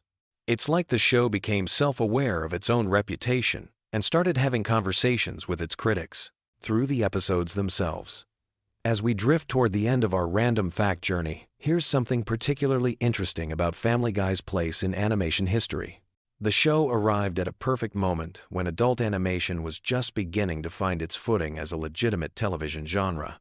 The Simpsons had proven that cartoons could be sophisticated and satirical, South Park had shown they could be provocative and current, and Family Guy carved out its own niche by being rapid-fire and referential in ways that felt uniquely modern. The show's influence on internet culture cannot be overstated. Long before social media memes became a cultural phenomenon, Family Guy was creating bite-sized moments of humor that people would quote and reference online. The cutaway gags, in particular, felt perfectly suited to the short attention spans and random humor that would later dominate platforms like YouTube and TikTok. In many ways, Family Guy predicted the kind of humor that would thrive in the digital age. So, as you settle into sleep tonight, remember that Family Guy represents something larger than just an animated sitcom. It's a cultural artifact that captured a specific moment in entertainment history When television was becoming more experimental, audiences were hungry for edgier content, and creators were learning to navigate the balance between pushing boundaries and maintaining mass appeal. The show's journey from cancellation to revival to cultural phenomenon mirrors the changing landscape of television itself. Sweet dreams, and may your sleep be filled with random cutaway gags and the gentle sound of Peter Griffin's distinctive laugh echoing through your subconscious. These random facts about Family Guy have hopefully given your mind something to wander through as you drift off, proving that even animated chaos can become oddly soothing when filtered through the lens of curiosity and nostalgia. Picture this. You're lying in bed, scrolling through your phone at 2 in the morning, and suddenly you're wondering about the most random Family Guy trivia that exists. Well, you've come to the right place, because tonight we're diving deep into the weirdest, most fascinating, and downright bizarre facts about everyone's favorite dysfunctional animated family, from secret voice actor connections to hidden Easter eggs that took fans decades to discover. These facts will blow your mind and give you plenty to think about as you drift off to sleep. Let's start with something that'll make you question everything you thought you knew about Peter Griffin's voice. Did you know that Seth MacFarlane actually based Peter's distinctive voice on a security guard he met while working at Hanna-Barbera? The guard had this thick New England accent that MacFarlane found absolutely hilarious, so he started imitating it during production meetings. What's even crazier is that this security guard had no idea he was the inspiration for one of television's most iconic cartoon characters, until years later when a coworker pointed it out to him. Imagine finding out that your voice became the foundation for a character watched by millions of people worldwide. Speaking of voices, here's something that might surprise you about Meg Griffin. Originally, Lacey Shaybird voiced Meg during the first season and part of the second season. But when she left to pursue other projects, Mila Kunis stepped in without anyone really noticing. The transition was so seamless that many longtime fans still don't realize there was ever a voice change. What makes this even more interesting is that Mila Kunis was initially hesitant to take the role because she felt bad about replacing another actress. Little did she know, she'd be voicing Meg for over 2 decades. Now let's talk about Stewie Griffin's accent, because there's a fascinating story behind that sophisticated British tone. Seth MacFarlane has revealed that Stewie's voice is actually inspired by Rex Harrison, the actor who played Professor Henry Higgins in the musical My Fair Lady. But here's the twist that most people don't know. MacFarlane originally wanted Stewie to gradually lose his accent as he got older, showing his American upbringing taking over. However, fans loved the accent so much that the creators decided to keep it permanently. This means Stewie's voice was supposed to be a temporary character trait that ended up becoming his most defining feature. Brian Griffin's character has one of the most unusual origin stories in animated television. Originally, Brian was going to be just a regular dog who couldn't talk. Seth MacFarlane only gave him the ability to speak because he needed a character who could serve as the voice of reason in the Griffin household. But here's what's really wild. Brian's personality is largely based on MacFarlane's own political views and personal struggles with alcoholism. In many ways, Brian serves as MacFarlane's animated alter ego, which explains why the character often breaks the fourth wall and seems more aware of the show's absurdity than other characters. The Griffin family's house has appeared in other Seth MacFarlane shows, but not in the way you might expect. The layout and design of the Griffin home was actually recycled and modified for use in American Dad as the Smith family residence. If you look closely at both houses, you'll notice they share remarkably similar floor plans, just with different decorations and color schemes. This was done to save time and money during production, but it created an unintentional connection between the two shows that eagle-eyed fans discovered years later. Cleveland Brown's spin-off show, The Cleveland Show, was originally supposed to be much darker in tone. The initial concept had Cleveland dealing with serious issues like racism, economic struggles, and family dysfunction in a more realistic way. However, Fox executives pushed for a lighter approach that would better match Family Guy's comedic style. This decision ultimately led to the show's cancellation after 4 seasons, as it never quite found its own identity separate from its parent series. Here's a fact that'll make you appreciate the show's attention to detail. Every single background character in Quahog has a name and backstory. even if they only appear for a few seconds. The writers maintain detailed files on hundreds of minor characters, including their occupations, family relationships, and personality traits. This level of world building is incredibly rare in animated comedies and helps explain why Quahog feels like a real town despite all its absurdities. The famous chicken fight scenes between Peter and Ernie the Giant Chicken weren't originally planned to become a recurring gag. The first fight scene was supposed to be a one-time joke, but the animation team had so much fun creating it that they kept extending the sequence. What was originally planned as a 30-second bit became a multi-minute epic battle that destroyed half of downtown Quahog. The positive fan reaction convinced the writers to bring back the chicken fights as a regular feature. Lois Griffin's piano playing isn't just for show. Alex Borstein, who voices Lois, is actually an accomplished pianist in real life. During recording sessions, she often plays the piano parts herself rather than having them added in post-production. This gives Lois's musical performances a more authentic feel and allows Borstein to better connect with the character during emotional scenes involving music. The show's timeline is intentionally confusing, and there's a specific reason for this creative choice. Seth MacFarlane wanted Family Guy to exist in a floating timeline where characters never age and current events can be referenced without dating the show.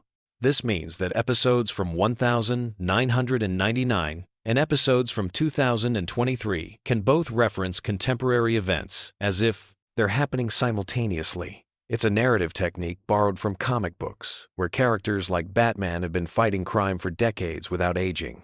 Meg's unpopularity among her family and peers was originally supposed to be temporary. The writers planned to give her a character development arc where she eventually found her confidence and earned respect from others. However, the jokes about Meg being ignored and mistreated became so popular with audiences that the writers decided to make it a permanent aspect of her character. This decision has created one of the most consistent running gags in the show's history. The Family Guy writing room operates under a unique rule. Any writer can pitch a cutaway gag at any time, regardless of what's being discussed. This policy has led to some of the show's most memorable non-sequitur moments, including random historical events, celebrity parodies, and completely absurd scenarios.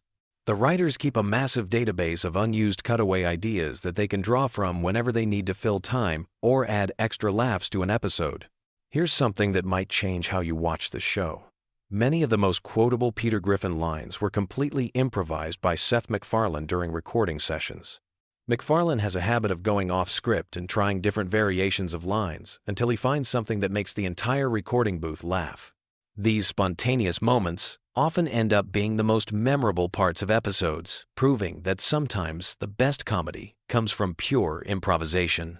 The character of Joe Swanson was created specifically to challenge stereotypes about people with disabilities.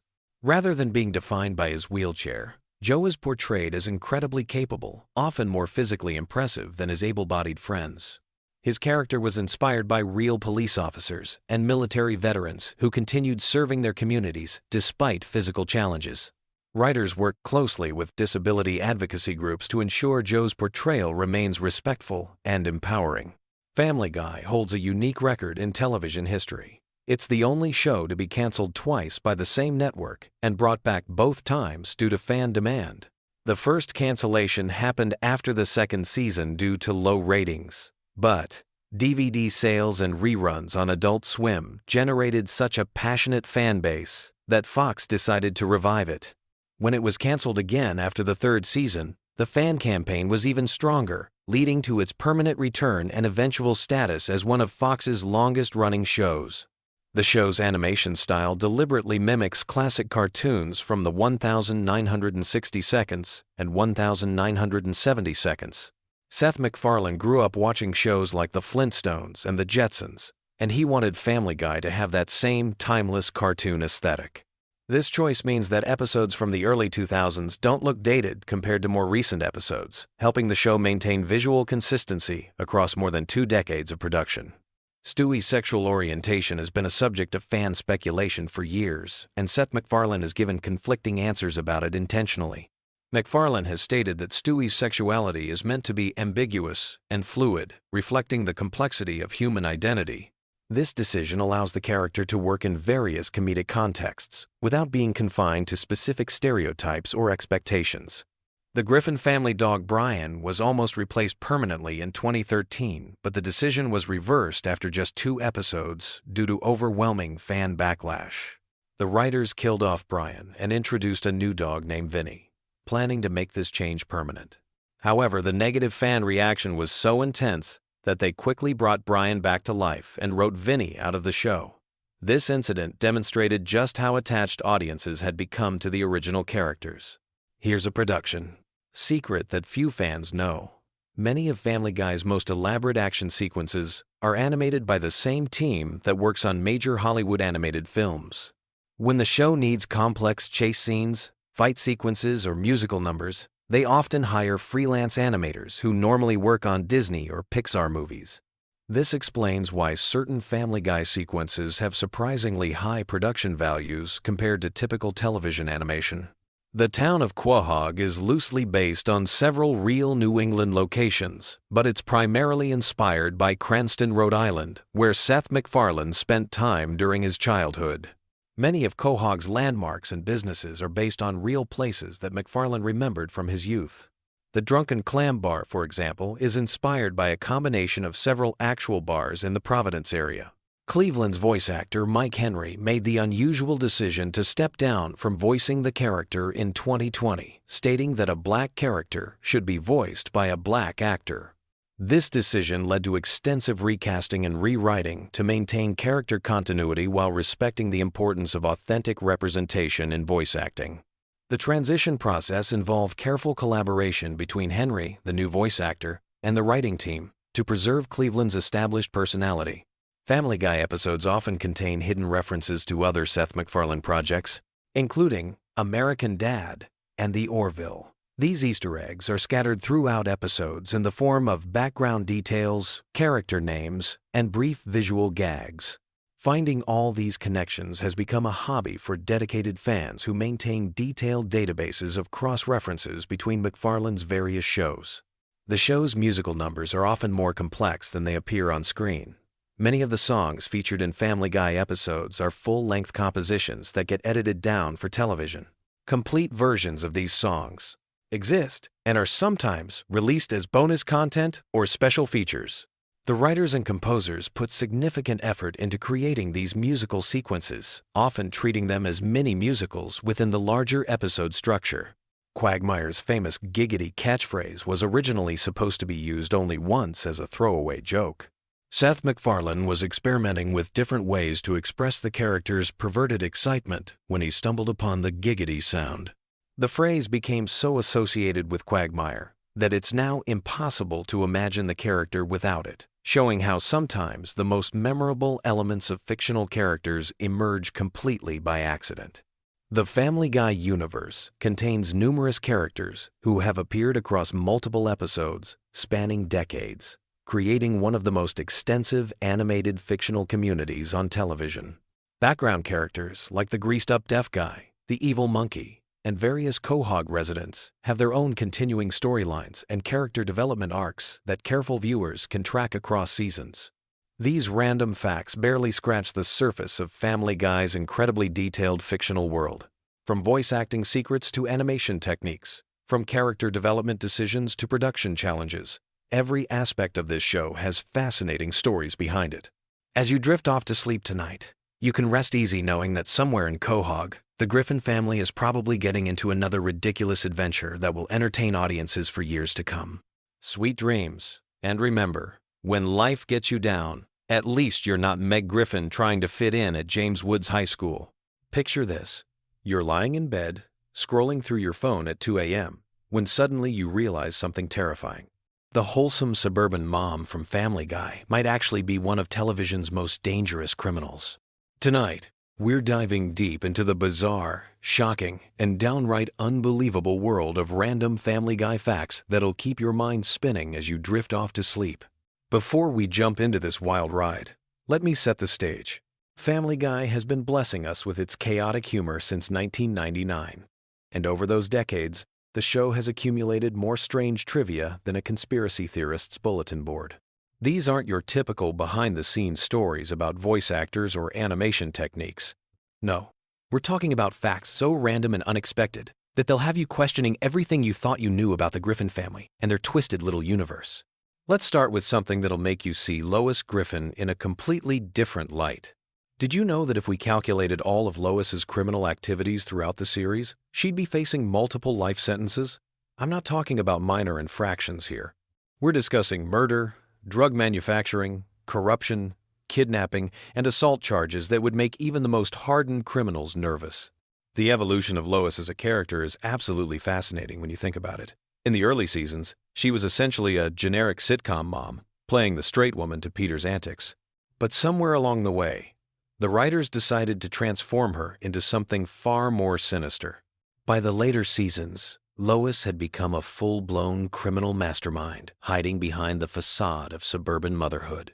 Take her casual confession to vehicular manslaughter, for instance. During a seemingly innocent family moment, Lois drops the bombshell that she once killed a jaywalker years ago. The way she mentions it so nonchalantly, like she's discussing the weather, suggests this might not even be her only victim.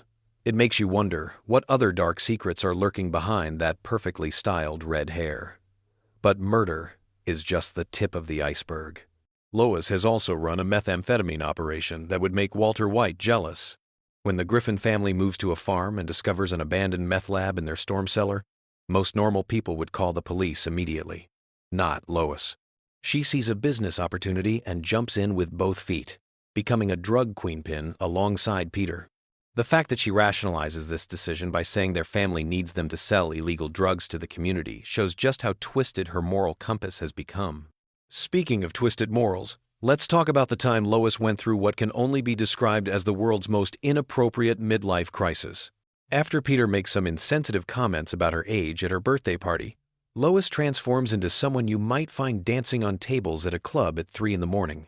This leads to her attempting to seduce a teenage pop star, which crosses so many legal and ethical boundaries that it's hard to know where to begin. The shoplifting incident is another perfect example of how quickly Lois can spiral out of control.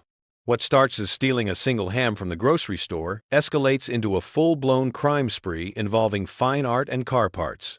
Her kleptomania becomes so severe that she eventually gets arrested, breaks out of jail, and turns her entire family into fugitives.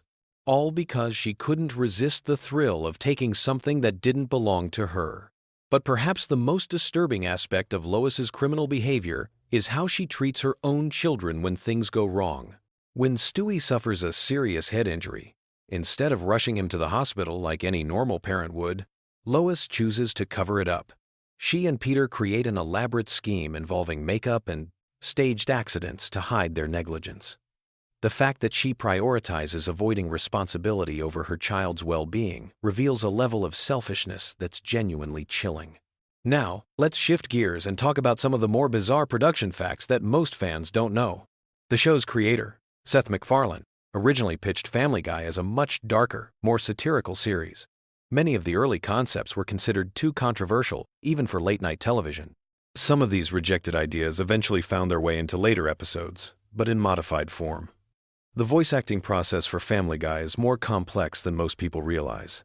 Seth MacFarlane voices multiple main characters, often having full conversations with himself during recording sessions. The technical challenge of maintaining distinct personalities and vocal patterns for each character while switching back and forth rapidly is something that few voice actors could handle. MacFarlane has mentioned in interviews that he sometimes loses track of which character he's supposed to be voicing mid-sentence. The show's animation style, while appearing simple on the surface, actually requires an enormous amount of detail work. Each episode contains hundreds of subtle visual gags and background jokes that most viewers miss entirely. The animators deliberately hide references to other shows, movies, and pop culture phenomena in almost every frame. Some of these hidden jokes are so obscure that they're only discovered by fans years after the episodes originally aired. One of the most interesting aspects of Family Guy's production is how the writers handle the show's timeline. The characters never age, despite the show running for over 2 decades. This creates some fascinating continuity challenges. For example, pop culture references that were current when early episodes were written now seem dated, but the characters still react to them as if they're happening in real time. The Writers have to constantly balance staying relevant with maintaining the show's internal consistency. The censorship battles that Family Guy has fought over the years could fill their own documentary series. Network executives have rejected countless jokes, storylines, and visual gags for being too offensive or controversial. What's fascinating is that some of the content that was deemed unacceptable 15 years ago would probably pass without comment today, while other material that aired without issue then would never make it to broadcast now. The shifting standards of what's considered appropriate for television have forced the writers to constantly adapt their approach. Let's talk about the show's international reception, which varies wildly from country to country. In some nations, entire episodes have been banned for content that American audiences barely notice. Certain characters have been completely removed from international versions, while other episodes have been so heavily edited that they're barely recognizable. The challenge of creating content that works across different cultural contexts while maintaining the show's irreverent spirit has led to some creative solutions and some spectacular failures. The merchandise empire surrounding Family Guy is absolutely massive, but some of the products that have been created are genuinely bizarre. There have been Family Guy energy drinks, pet accessories, and even home security systems. The strangest might be the Family Guy branded medical supplies, which seems like an odd choice given the show's generally unhealthy lifestyle choices and medical mishaps. The fact that someone thought a thermometer featuring Peter Griffin was a marketable idea says something about our society that I'm not sure I want to examine too closely. Speaking of merchandise, the show's impact on internet culture cannot be overstated. Family Guy clips and memes have become a fundamental part of online humor, often taken completely out of context and used in ways the original creators never intended. Some jokes that weren't particularly funny in their original episodes have become comedy gold when isolated and shared online. The show has essentially become a meme generator, producing content that takes on a life of its own in the digital world. The guest star roster for Family Guy reads like a who's who of entertainment industry legends. What's remarkable is how many A-list celebrities have been willing to appear on a show that regularly mocks celebrity culture and Hollywood excess. Some guests have even allowed the show to create entire episodes built around making fun of their public personas. The fact that these stars are willing to be the butt of the joke shows either remarkable good humor or excellent agents who understand the value of staying relevant. But let's get back to the truly weird stuff. Did you know that the show has featured several episodes that were never supposed to air? These lost episodes contain content so strange or controversial that network executives decided they crossed lines that shouldn't be crossed. Some of these episodes have leaked online over the years, while others remain locked away in the Fox vault, possibly never to see the light of day. The existence of this hidden Family Guy content has spawned entire online communities dedicated to tracking down and sharing these forbidden episodes. The show's approach to historical events is particularly interesting. Family Guy has tackled everything from the Kennedy assassination to 9/11, often in ways that push the boundaries of good taste.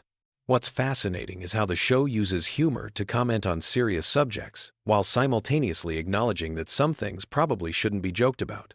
This creates a strange tension where the show is both deeply irreverent and oddly respectful at the same time. The technical aspects of producing Family Guy have evolved dramatically over the show's run.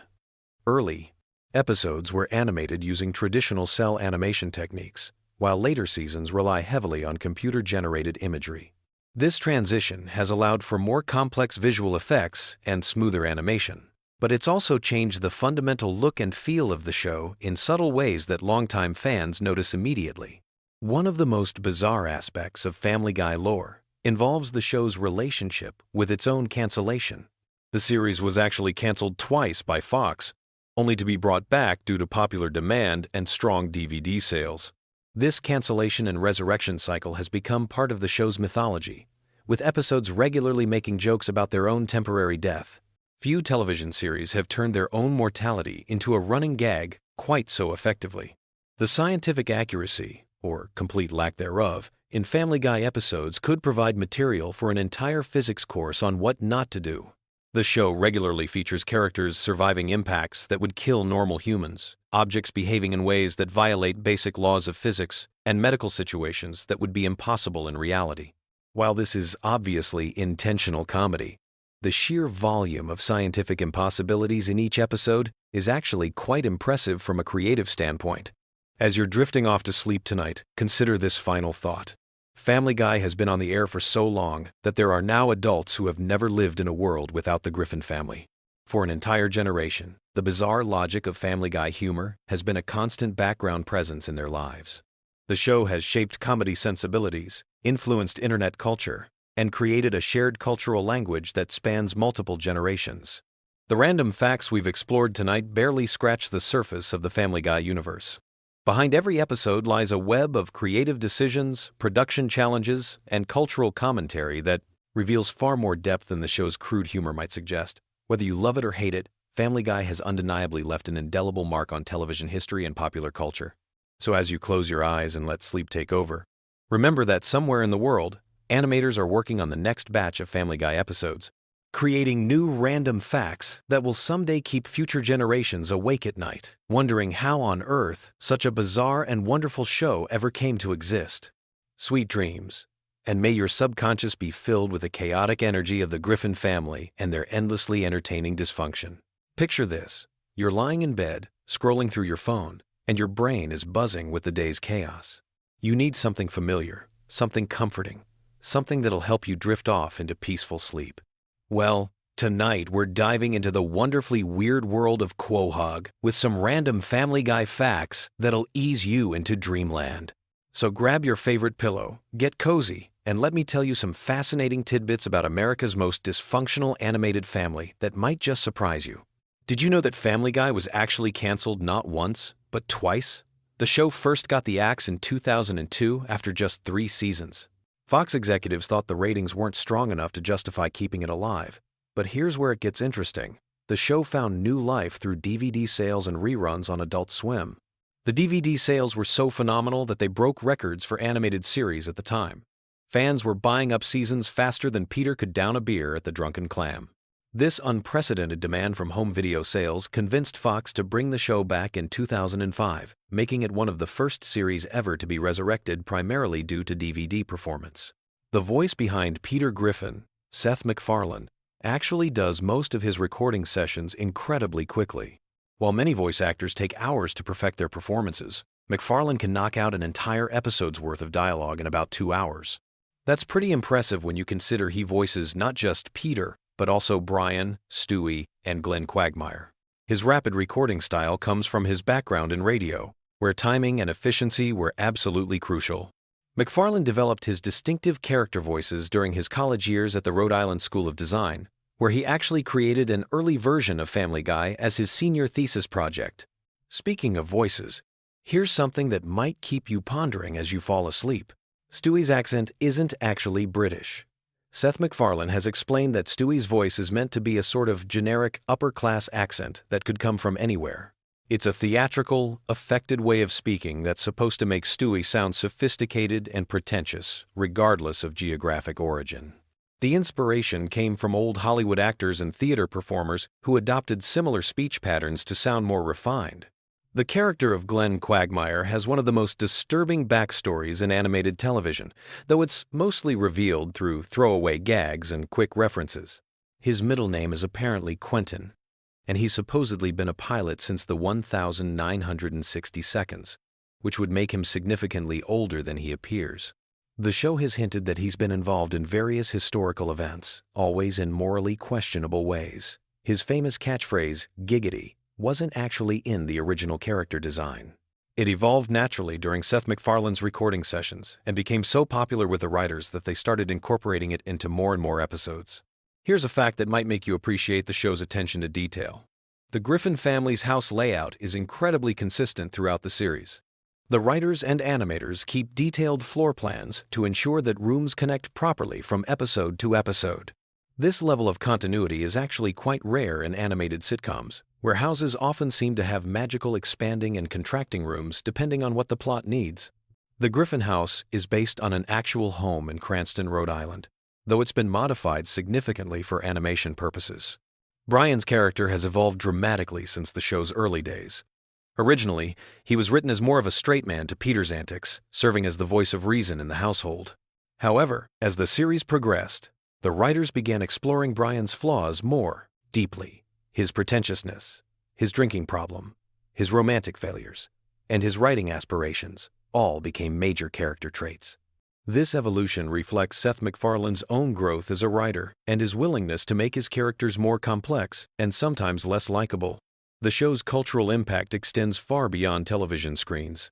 Family Guy has influenced internet meme culture in ways that few other shows can claim. The Roadhouse cutaway gag became a popular meme format years before most people even knew what memes were.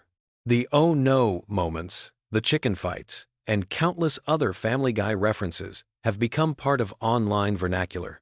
This digital footprint has helped keep the show relevant with younger audiences who might discover it through social media rather than traditional television viewing. One of the most interesting aspects of Family Guy's production is how cutaway gags are created. The writers have a separate room where they brainstorm completely random, unrelated jokes that can be inserted into episodes when needed. These gags are often written months before they're actually used, and they're stored in a database that writers can search through when they need to fill time or add comedy to a scene. This system allows for the show's signature non-sequitur humor, while maintaining a consistent production schedule. The character of Meg has been voiced by 2 different actors, though most viewers probably never noticed the change. Lacey Chabert voiced Meg during the first season, but Mila Kunis took over starting in season 2. The transition was so seamless that it barely registered with audiences. Mila Kunis has mentioned in interviews that she initially tried to match Lacey Chabert's interpretation of the character, but eventually developed her own approach. Interestingly, Kunis was also voicing Jackie Burkhart on That 70 Seconds show at the same time, showcasing her range as a voice actor. Family Guy's relationship with censorship has been fascinating to observe over the years. The show has pushed boundaries consistently, sometimes getting away with content that surprises even longtime viewers. However, there are also episodes that have been banned or heavily edited for various reasons. The censorship battles have actually become part of the show's identity, with Seth MacFarlane and the writers often incorporating discussions about censorship directly into episodes. The show's approach to celebrity guest stars is uniquely irreverent. Unlike many animated series that treat celebrity appearances as special events, Family Guy often has famous people, voice characters, who are immediately killed off or humiliated in some way. This approach reflects the show's general irreverence towards celebrity culture and its willingness to bite the hand that feeds it. Many celebrities have appeared on the show specifically because they wanted to be made fun of, which says something interesting about the show's cultural position. Here's something that might surprise you. Family Guy has actually won several Emmy nominations and awards over the years. While it's often dismissed as lowbrow humor, the show has been recognized for its voice acting, animation, and music. Seth MacFarlane's musical numbers, in particular, have received critical acclaim. His background in musical theater shows through in episodes featuring elaborate song and dance sequences, which often rival those found in major animated films. The show's international versions are fascinating studies in cultural adaptation. Different countries have had to handle the show's content in various ways, sometimes changing jokes entirely to make them relevant to local audiences. In some cases, entire episodes have been restructured because certain references or situations don't translate across cultural boundaries. These international versions offer interesting insights into how humor travels, or doesn't travel, across different societies. Family Guy's merchandise empire is surprisingly extensive and eclectic. Beyond the typical t-shirts and action figures, there have been Family Guy board games, cookbooks, and even meditation guides. The show's merchandising success demonstrates how deeply it has penetrated popular culture. Fans don't just watch Family Guy, they incorporate it into various aspects of their lives through products that extend the show's universe into the real world. The writing process for Family Guy involves what the staff calls manatee balls, a reference to a South Park episode that made fun of Family Guy's writing style. The writers actually embraced this criticism and lean into the randomness that South Park was mocking. They've developed systems for generating increasingly absurd combinations of references, situations, and characters. This self-aware approach to their own writing style has become part of the show's meta-humor. Seth MacFarlane's other projects have often served as testing grounds for Family Guy concepts. The Orville, his science fiction series, actually uses some of the same character dynamics and humor styles that he developed for Family Guy, just in a different setting. Similarly, American Dad and The Cleveland Show served as laboratories where different aspects of the Family Guy formula could be explored and refined. The show's relationship with current events is complex and ever-evolving. Family Guy often references things that happened months before episodes air due to production schedules, but the writers have developed techniques for keeping the show feeling current. They've also mastered the art of making jokes that feel timeless, even when they're about very specific cultural moments. One aspect of Family Guy that often goes unnoticed is its sophisticated understanding of animation history. The show regularly pays homage to classic animation styles, from Disney to Warner Brothers to obscure experimental films. These references serve multiple purposes. They demonstrate the creator's deep knowledge of their medium. They provide visual variety, and they create inside jokes for animation enthusiasts. The show's impact on other animated series cannot be overstated. Family Guy's success opened doors for more adult-oriented animated programming and influenced the humor styles of countless other shows. Its willingness to break the fourth wall, its pop culture reference density, and its approach to controversial topics have all been adopted and adapted by other animated series. As you drift off to sleep, consider this. Family Guy represents a unique moment in television history, where traditional broadcast standards, internet culture, and animation technology all converged to create something entirely new. The show emerged just as DVD sales were becoming important, just as internet memes were developing, and just as animation technology was becoming sophisticated enough to support rapid production schedules. The voice actors have developed such strong relationships with their characters that they often improvise during recording sessions. These improvisations frequently make it into the final episodes, adding spontaneity to what could otherwise be very controlled animation. The chemistry between voice actors, even when they're recording separately, comes through in the final product in ways that feel natural and unforced. Family Guy's legacy will likely be its demonstration that animated television could be both commercially successful and artistically ambitious while maintaining an irreverent, anti-establishment attitude. It proved that audiences were hungry for content that didn't talk down to them, that referenced the full spectrum of popular culture, and that wasn't afraid to offend or surprise. So as you close your eyes tonight, remember that somewhere in the world, someone is discovering Family Guy for the first time. Someone else is rewatching their favorite episode, and the creators are probably working on new ways to surprise, shock, and entertain audiences. In the grand tradition of animated comedy, Family Guy continues to push boundaries, challenge expectations, and remind us that sometimes the most comforting thing about entertainment is its complete unpredictability. Sweet dreams, and remember, tomorrow is another day in Quahog, where anything can happen, and usually does. Picture this: you're scrolling through endless YouTube videos at 2 a.m., your brain craving something familiar yet fascinating to drift off to. Well, buckle up, because I've got a treasure trove of Family Guy secrets that'll either help you sleep peacefully or keep you wide awake wondering how this animated chaos machine actually works. From behind-the-scenes drama to mind-bending production facts, these random tidbits about the Griffin family will give your brain exactly what it needs for that perfect sleepy time content. Let me start with something that'll blow your mind right off the bat. The voice of Stewie Griffin, that diabolical baby genius we all know and love, is performed by the show's creator, Seth MacFarlane himself. But here's the kicker that most people don't realize. MacFarlane originally based Stewie's voice on the legendary actor Rex Harrison, who played Professor Henry Higgins in My Fair Lady. That posh, sophisticated British accent that makes Stewie sound like he stepped out of a Victorian manor.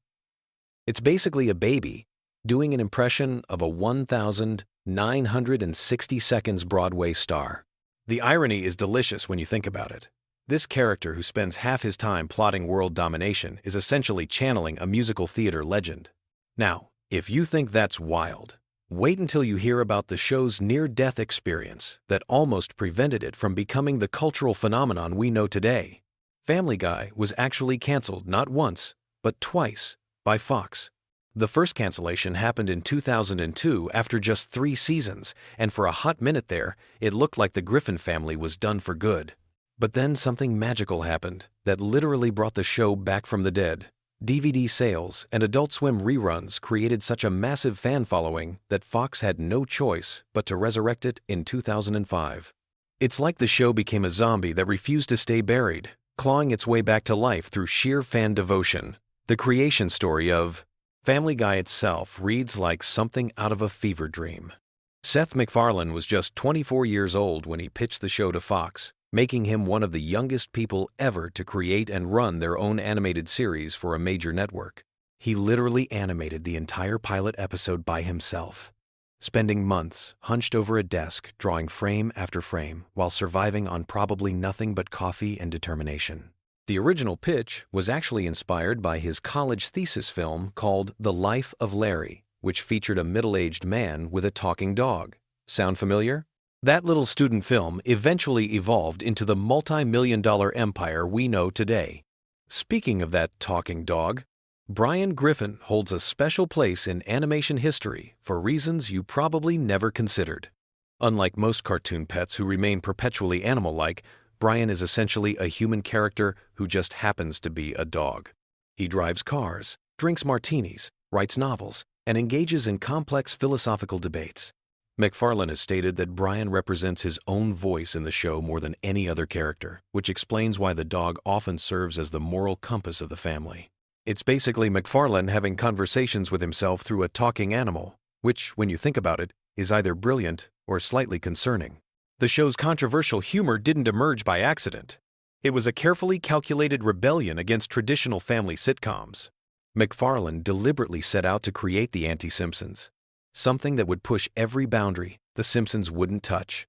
Where the Simpsons used gentle satire and heartwarming family moments, Family Guy went nuclear with shock, humor, and deliberately offensive content. The cutaway gags, those random flashback sequences that became the show's signature, were originally McFarlane's solution to a problem he had with traditional sitcom pacing. He wanted to break free from the constraints of linear storytelling and create something that felt more like channel surfing through a fever dream. Here's a production detail that'll make you appreciate the craft behind the chaos. Each episode of Family Guy takes approximately 10 months to complete, from initial script to final animation. That means the episodes you're watching right now were being worked on almost a year ago.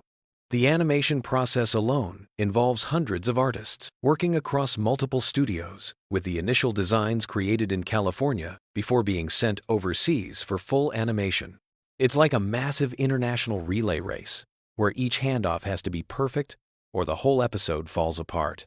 The voice acting sessions are apparently legendary affairs that sound more like comedy improv shows than traditional recording sessions.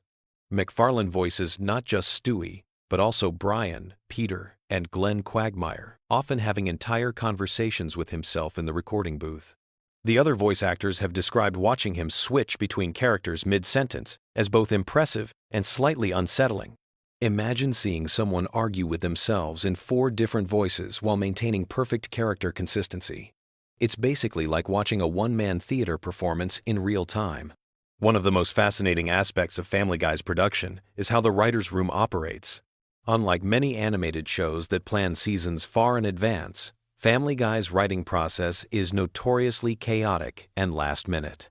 Writers have described sessions where entire episodes get scrapped days before animation begins, leading to frantic rewrites and sleepless nights. This seat-of-the-pants approach actually contributes to the show's unpredictable energy, but it also means that voice actors sometimes receive new scripts literally hours before recording sessions. The show's relationship with censorship has been a constant dance between pushing boundaries and avoiding network wrath. Family Guy has developed an almost scientific approach to testing limits, deliberately writing jokes that are slightly more offensive than what they actually want to air, knowing that network censors will demand cuts. The final version that reaches viewers is often the writer's actual intended content, achieved through strategic overwriting and negotiation. It's psychological warfare, disguised as comedy writing. McFarlane's musical background plays a much larger role in the show than most people realize. Before creating Family Guy, he was actually a jazz vocalist and pianist, which explains the numerous musical numbers scattered throughout episodes.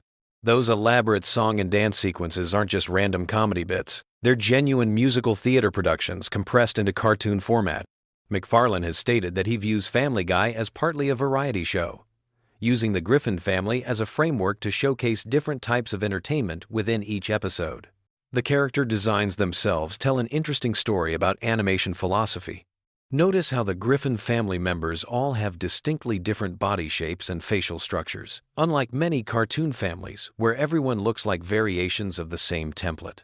Peter's round, doughy appearance was specifically designed to contrast with Lois's sharp, angular features, while Stewie's football-shaped head was meant to make him instantly recognizable even in silhouette. These design choices weren't arbitrary.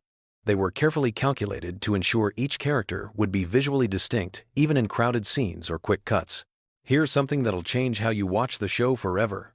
The infamous chicken fights between Peter and Ernie the Giant Chicken weren't originally planned as recurring segments. The first chicken fight was supposed to be a one-off gag, but the animation team had so much fun creating the over-the-top action sequence that it became a running theme. Those elaborate, destruction-filled battles that seem to last forever? They're essentially the animation team showing off their action sequence skills in a comedy show, like flexing creative muscles that don't usually get exercised in traditional sitcom animation. The show's approach to celebrity guest stars is uniquely twisted compared to other animated series. While most cartoons treat celebrity appearances as special events, with the famous person playing themselves or a character clearly meant to be them, Family Guy often buries celebrity voices in minor roles without any fanfare. A-list actors will voice background characters for single lines, and viewers might never realize they just heard a famous person deliver a throwaway joke. It's the entertainment industry equivalent of hiding expensive ingredients in cheap fast food. Family Guy's international versions reveal fascinating cultural differences in humor. In some countries, entire episodes have been rewritten because the original jokes simply don't translate, not just linguistically, but culturally. What Americans find hilarious might be completely incomprehensible to audiences in other parts of the world, leading to localized versions that are essentially different shows with the same characters. It's like each country gets its own flavor of the Griffin family chaos, tailored to local sensibilities. The merchandising empire built around Family Guy extends into some surprisingly niche markets. Beyond the obvious t-shirts and DVDs, there are Family Guy-themed wine collections, luxury watches, and even high-end collectible sculptures that cost thousands of dollars. The show that built its reputation on lowbrow humor has somehow spawned upscale merchandise that wouldn't look out of place in expensive boutiques. It's cultural cognitive dissonance at its finest. The writing staff includes people from incredibly diverse backgrounds: former stand-up comedians, Harvard graduates, television veterans, and complete newcomers to the industry. This mix creates a unique creative environment where highbrow intellectual humor crashes into street-level comedy instincts. The result is a show that can reference obscure philosophical concepts in one scene and make fart jokes in the next, often within the same episode. Animation errors in Family Guy have become something of a cult fascination among fans. Unlike other shows that try to hide mistakes, Family Guy occasionally leaves obvious animation goofs in the final product, either intentionally, as Easter eggs, or because the production schedule doesn't allow for fixes. These errors have spawned online communities dedicated to spotting and cataloging every miscolored character, floating object, or impossible perspective.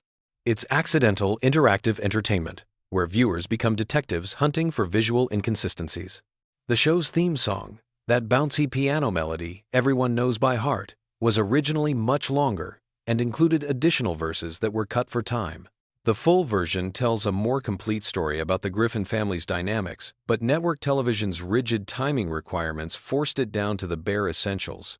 MacFarlane has occasionally performed the complete version at live concerts, giving fans a glimpse of what could have been the opening sequence if television had more flexible formatting. Voice acting for animated shows requires a completely different skill set than live-action performance, and Family Guy pushes these demands to extremes. The actors often need to deliver lines while laughing, crying, or even while their characters are supposed to be eating, fighting, or running.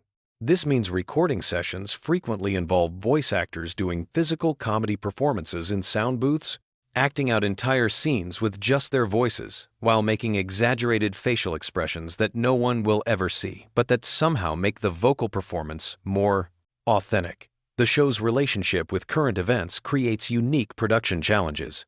Because episodes take months to complete, jokes about contemporary issues often feel dated by the time they air, leading to a complex balancing act between topical relevance and timeless humor. Writers have developed strategies for creating content that feels current without being tied to specific news cycles, though sometimes they get caught off guard when major events happen during production and their carefully planned episodes suddenly seem tone-deaf or prescient in ways they never intended. Family Guy's influence on internet culture extends far beyond just memes and viral videos. The show's cutaway gag structure essentially predicted how people would consume media in the social media age. Short, disconnected bursts of content that don't require following a linear narrative. Those seemingly random flashbacks that interrupt the main story? They're basically the television equivalent of scrolling through TikTok or Twitter, jumping from one unrelated thought to another without warning. The economics behind Family Guy reveal interesting insights into how modern television actually works. Despite being an animated show with relatively high production costs, it's incredibly profitable because animated content doesn't age the same way live-action shows do.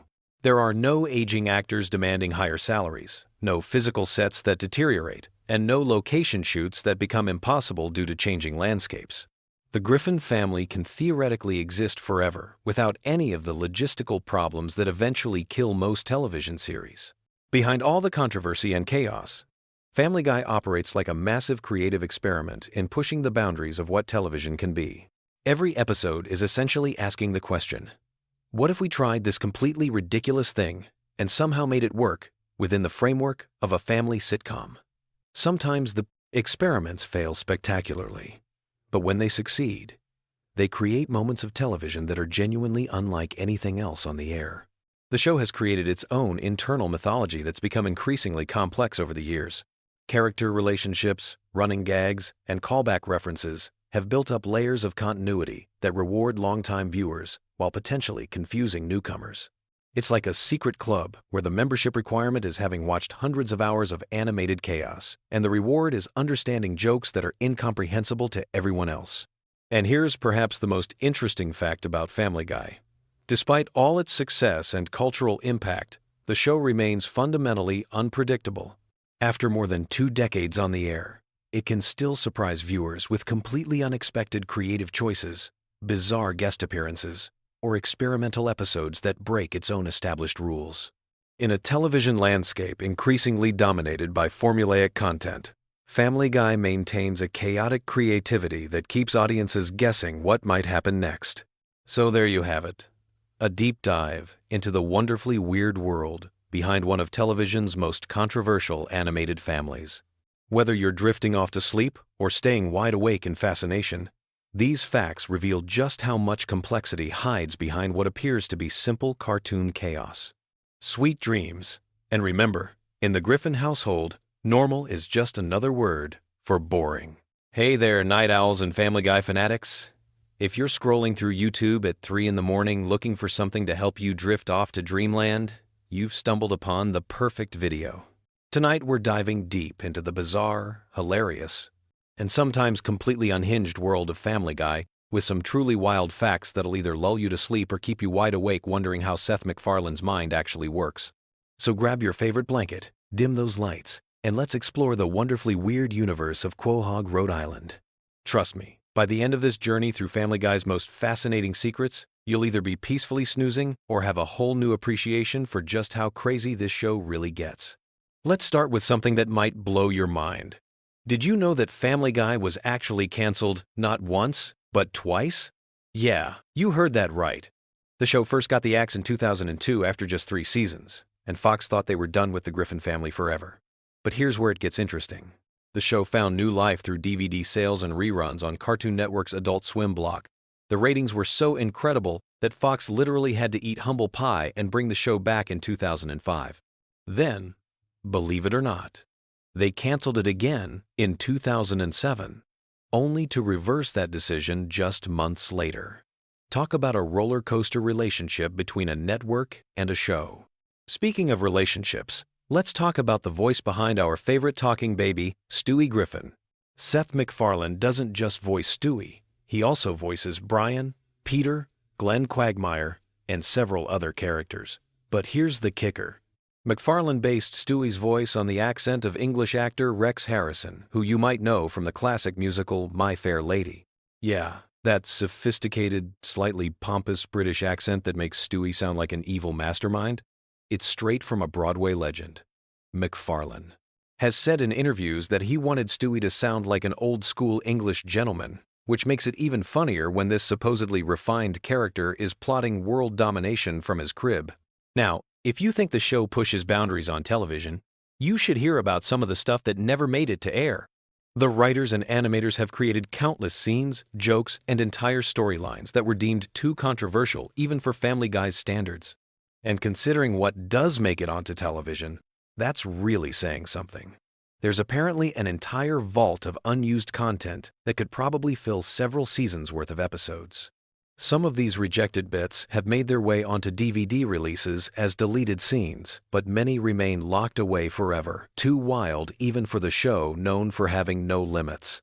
Here's something that might surprise you about the show's production process. Unlike many animated series that plan out entire seasons in advance, Family Guy often operates more like a live-action sitcom. The writers frequently come up with ideas on the spot, and episodes are sometimes completely rewritten just weeks before they're supposed to air. This spontaneous approach explains why the show can feel so fresh and unpredictable, but it also leads to some pretty intense crunch times for the animation team. Imagine trying to animate complex scenes with just days to spare before broadcast. Let's dive into some character secrets that most fans never realize. Brian the dog, everyone's favorite intellectual canine, was originally supposed to be just a regular pet. In the original concept, Brian was going to be a typical dog who couldn't talk and would just bark and fetch like any normal household pet. Seth MacFarlane decided to make him a talking character at the last minute, and thank goodness he did, because Brian's philosophical conversations and sarcastic wit have become some of the show's most memorable moments. It's wild to think that one of the most complex characters almost didn't have a voice at all. The show's animation style has some fascinating secrets too. Those seemingly simple character designs actually take an enormous amount of work to create. Each character has hundreds of different facial expressions and poses that animators can mix and match. Stewie alone has over 300 different mouth positions just for speaking different sounds. The animators have to keep track of all these variations to maintain consistency across episodes. It's like having a massive digital puppet show where every single movement has to be carefully orchestrated. Here's a fact that might make you appreciate the show's music even more. Seth MacFarlane isn't just the creator, writer, and voice actor for multiple characters. He's also a legitimate recording artist who's released several albums of traditional pop standards. His musical background heavily influences the show, which is why you'll notice that Family Guy has more musical numbers than most animated comedies. Those elaborate song and dance sequences aren't just thrown in for laughs. They're crafted by someone who genuinely understands musical theater and classic American songbook traditions. The show's cultural impact goes way beyond just entertainment. Family Guy has actually influenced real-world events and conversations. Politicians have referenced the show in speeches. Academics have written scholarly papers about its social commentary, and it's been credited with introducing younger audiences to cultural references they might never have encountered otherwise. Think about how many classic movies, TV shows, songs, and historical events you first learned about through a Family Guy cutaway gag. The show serves as this weird cultural bridge between different generations of entertainment. Now let's talk about some of the show's most controversial episodes and why they're so memorable. The writers have never shied away from tackling sensitive subjects, and sometimes their approach has sparked genuine debates about comedy, censorship, and social responsibility. Some episodes have been pulled from rotation, others have been edited for different markets, and a few have become legendary among fans, specifically because they pushed things too far. This willingness to court controversy has kept Family Guy relevant for over 2 decades, even as television landscape has changed dramatically around it. The voice acting process for Family Guy is unlike anything you'd expect. Seth MacFarlane often records multiple characters in the same session, essentially having conversations with himself. He'll record Peter's lines, then immediately switch to Brian's voice to respond, then jump to Stewie for the next exchange. Watching him work in the recording booth is apparently like witnessing someone with multiple personality disorder having a very organized conversation with themselves. Other voice actors have said it's both impressive and slightly unsettling to watch. Here's something that connects to the show's longevity. Family Guy has aired over 400 episodes, making it one of the longest-running animated series in television history. To put that in perspective, if you watched every single episode back-to-back, you'd be sitting there for more than 150 hours straight. That's almost a full week of continuous Family Guy content. The show has literally created enough material to entertain someone for an entire week without sleeping, eating, or taking a single break. The show's international versions reveal some fascinating cultural differences. Family Guy is broadcast in dozens of countries, and each version has to navigate different censorship standards and cultural sensitivities. In some countries, entire jokes are replaced with completely different content. In others, characters' names are changed, and certain running gags are modified to make sense to local audiences. There are versions of Family Guy where the cultural references are so different that they're essentially completely different shows with the same characters.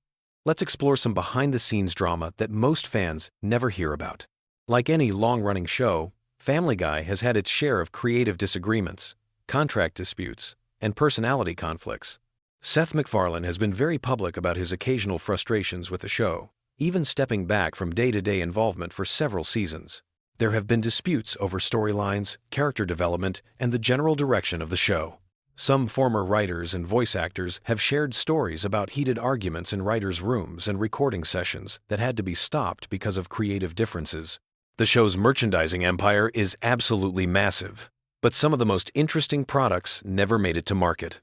There have been proposed Family Guy video games, theme park attractions, and even a planned Broadway musical that would have featured the Griffin family in live-action musical theater.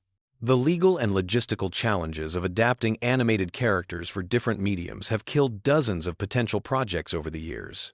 Imagine walking through a Family Guy theme park, or watching actors in Peter and Lois costumes singing on Broadway. Here's a production secret that reveals how much work goes into each episode. A single 22-minute episode of Family Guy requires approximately 8 months to complete from initial concept to final broadcast. The process involves dozens of writers, voice actors, animators, sound engineers, and editors. Every single frame is reviewed multiple times.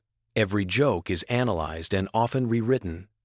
And every visual gag is carefully planned and executed.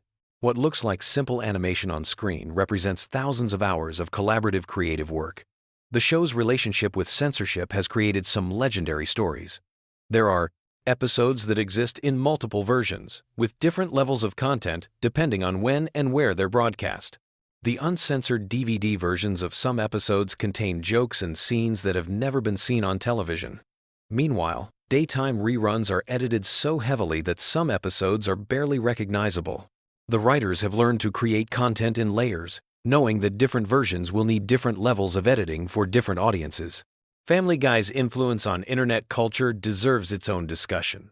The show has generated countless memes, viral videos, and online discussions.